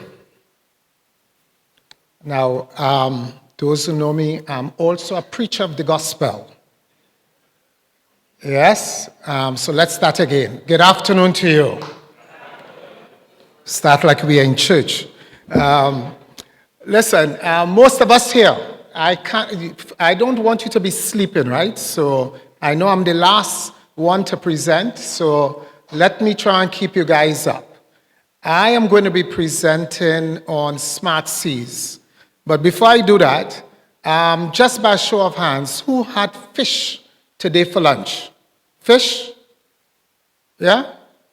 Some of you all had fish yesterday or last night as well. Keep your hand up. Yeah? Okay, fish on a dish. The reason why I asked that is because the Smart Sea project all is about a small-scale fisherman. And before sharing a few more slides, it's also to let you know that it is all about safety of these small-scale fishermen. The fish that you and I have had and will have probably tonight and or tomorrow is because these small-scale fishers go out there to ply their jobs, and they do that sometime at risk to their lives. And we may not be even aware of it. And there are ways in which the technology can help minimize the exposure that they have. And this is where the ITU is involved in making this happen to help save lives, minimize their risks that are exposed so that you and I can have that barracuda or that snapper or something else on that dish later on this evening. So as you would have heard, my name is Cleveland Thomas. I am the ITU's area office representative. I am very, very happy to say that the ITU is the first UN agency in the whole world. First, over 106, come on, give us a clap. Over 160 years or so of operation, or close to it. Yes? We have been around for a long time and doing a lot of good work. Anything technology. If you have not heard of us before, the ITU is involved. Your country code, 1868, ITU. Satellite, cybersecurity. We heard about emergency, SMS, what internet, connecting the world. ITU is involved. So we feel very proud in our part that we play in doing and making everyone connected as it is. Smart Seas, the project itself, essentially when we talk about connectivity, Unfortunately, some people, the vulnerable that are among us, are ignored, and it may be because of affordability or accessibility, why they may not have access to the technology. But that being said, for this particular vulnerable group, those guys who ply the trade in fishing, small-scale fishers, and there are certain element in which ICT can help them as it relates to disaster management at sea. How can we extend communication beyond the mobile phone that one may have? Because when you go certain distances beyond the shore, you don't get coverage. So, of course, there are certain ICT comms that are needed, that are essential, whether we are dealing with the radios, whether we are dealing with the cellular phones and others. But it is part of the process in terms of disaster management in which ICT can play a good role in getting information to persons outside there. So, why small-scale fishers? We understand that there are close to over 32,000 fatalities a year with small-scale fishers. 32,000 of them. And also what we also understand is that because it's a livelihood, because most of these people are persons who are not generally rich and wealthy, they are vulnerable, it's important to look at that. And through the studies, we found out that close to 94% of the fishers outside there are from small-scale fishing. 94%. That means that 9 out of 10, or 9.5 times out of 10, the fish that you may have at home is through and with the assistance of a small-scale fisher.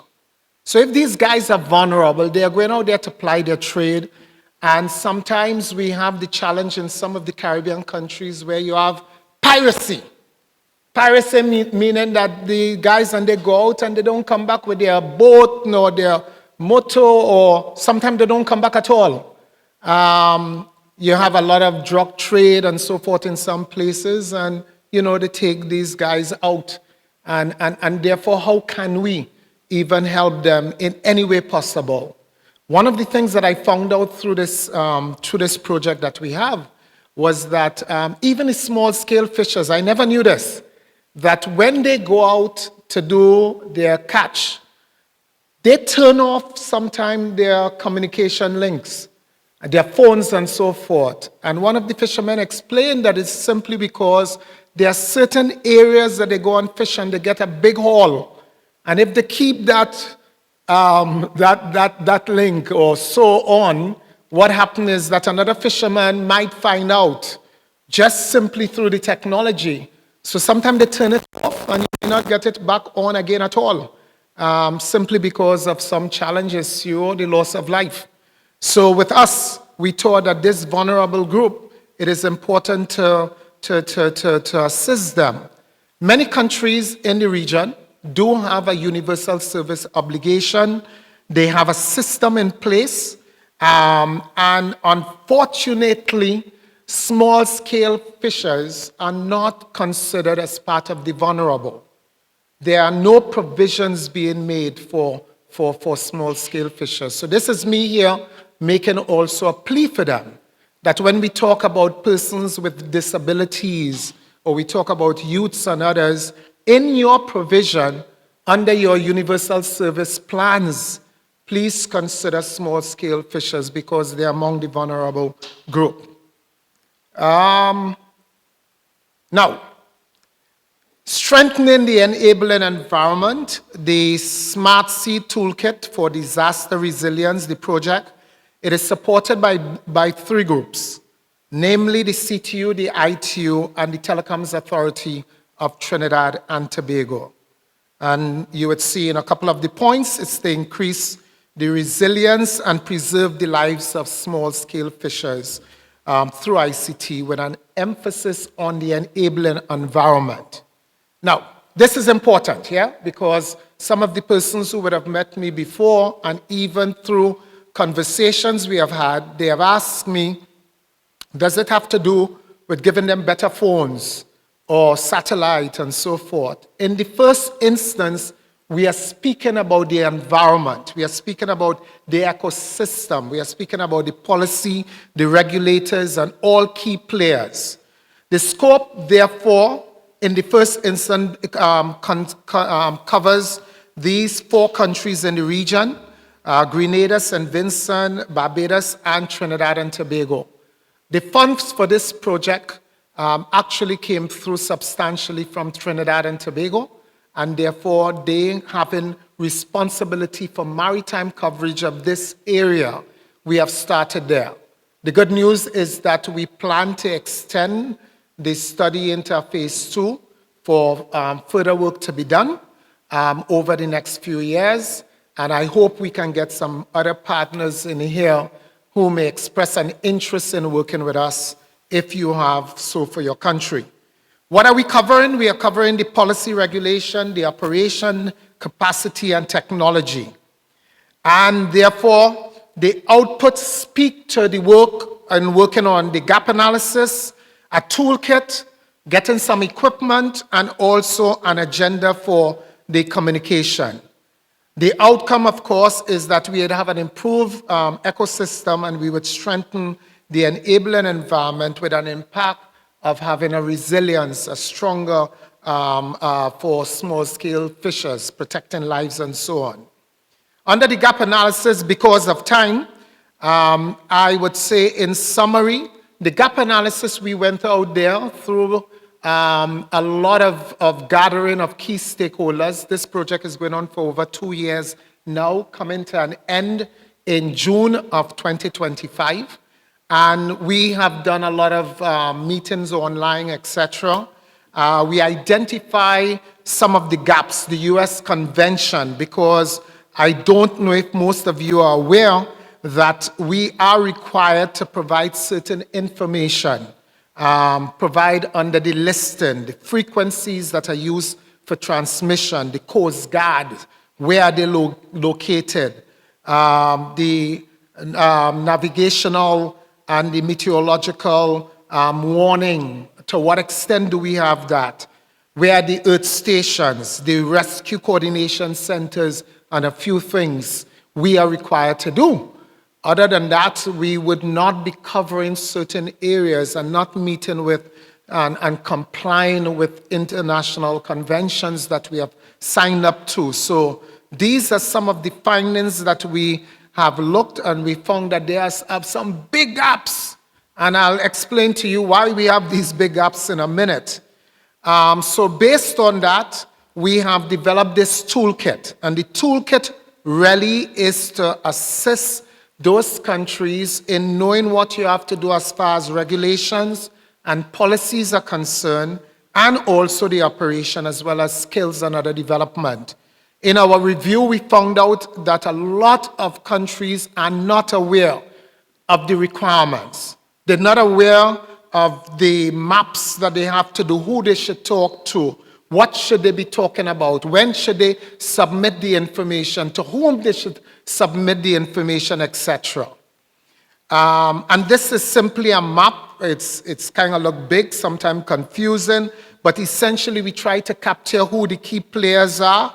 We also look at the resources that might be needed and the policy and regulatory requirements.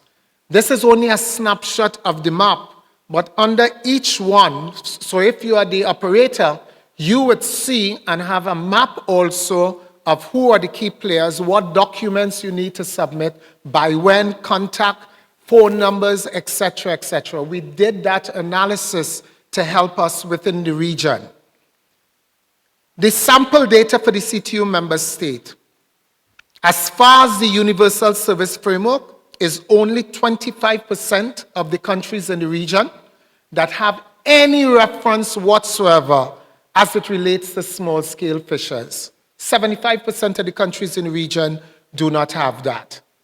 2 countries only, up until 2021, met the requirements of the convention. Of over 20 countries in the Caribbean region, in terms of protection, in terms of coverage, in terms of your coastline, coast station, maritime, all the information that is necessary in case there is a mayday, something that will come out. 2 countries alone met the requirement then.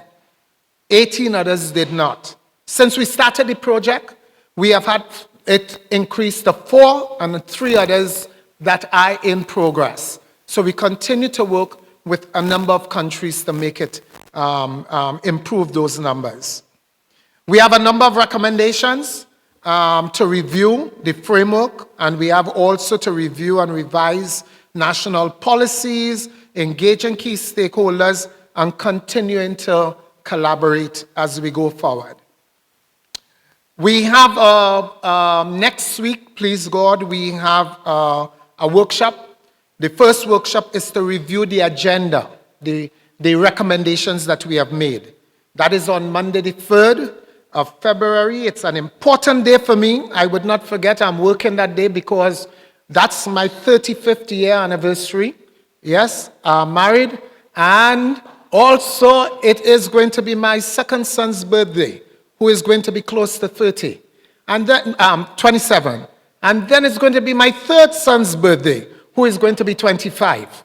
So we have 3 big celebrations. One of my friends said it's because I'm cheap. I do all things as quickly as I can together on the same day.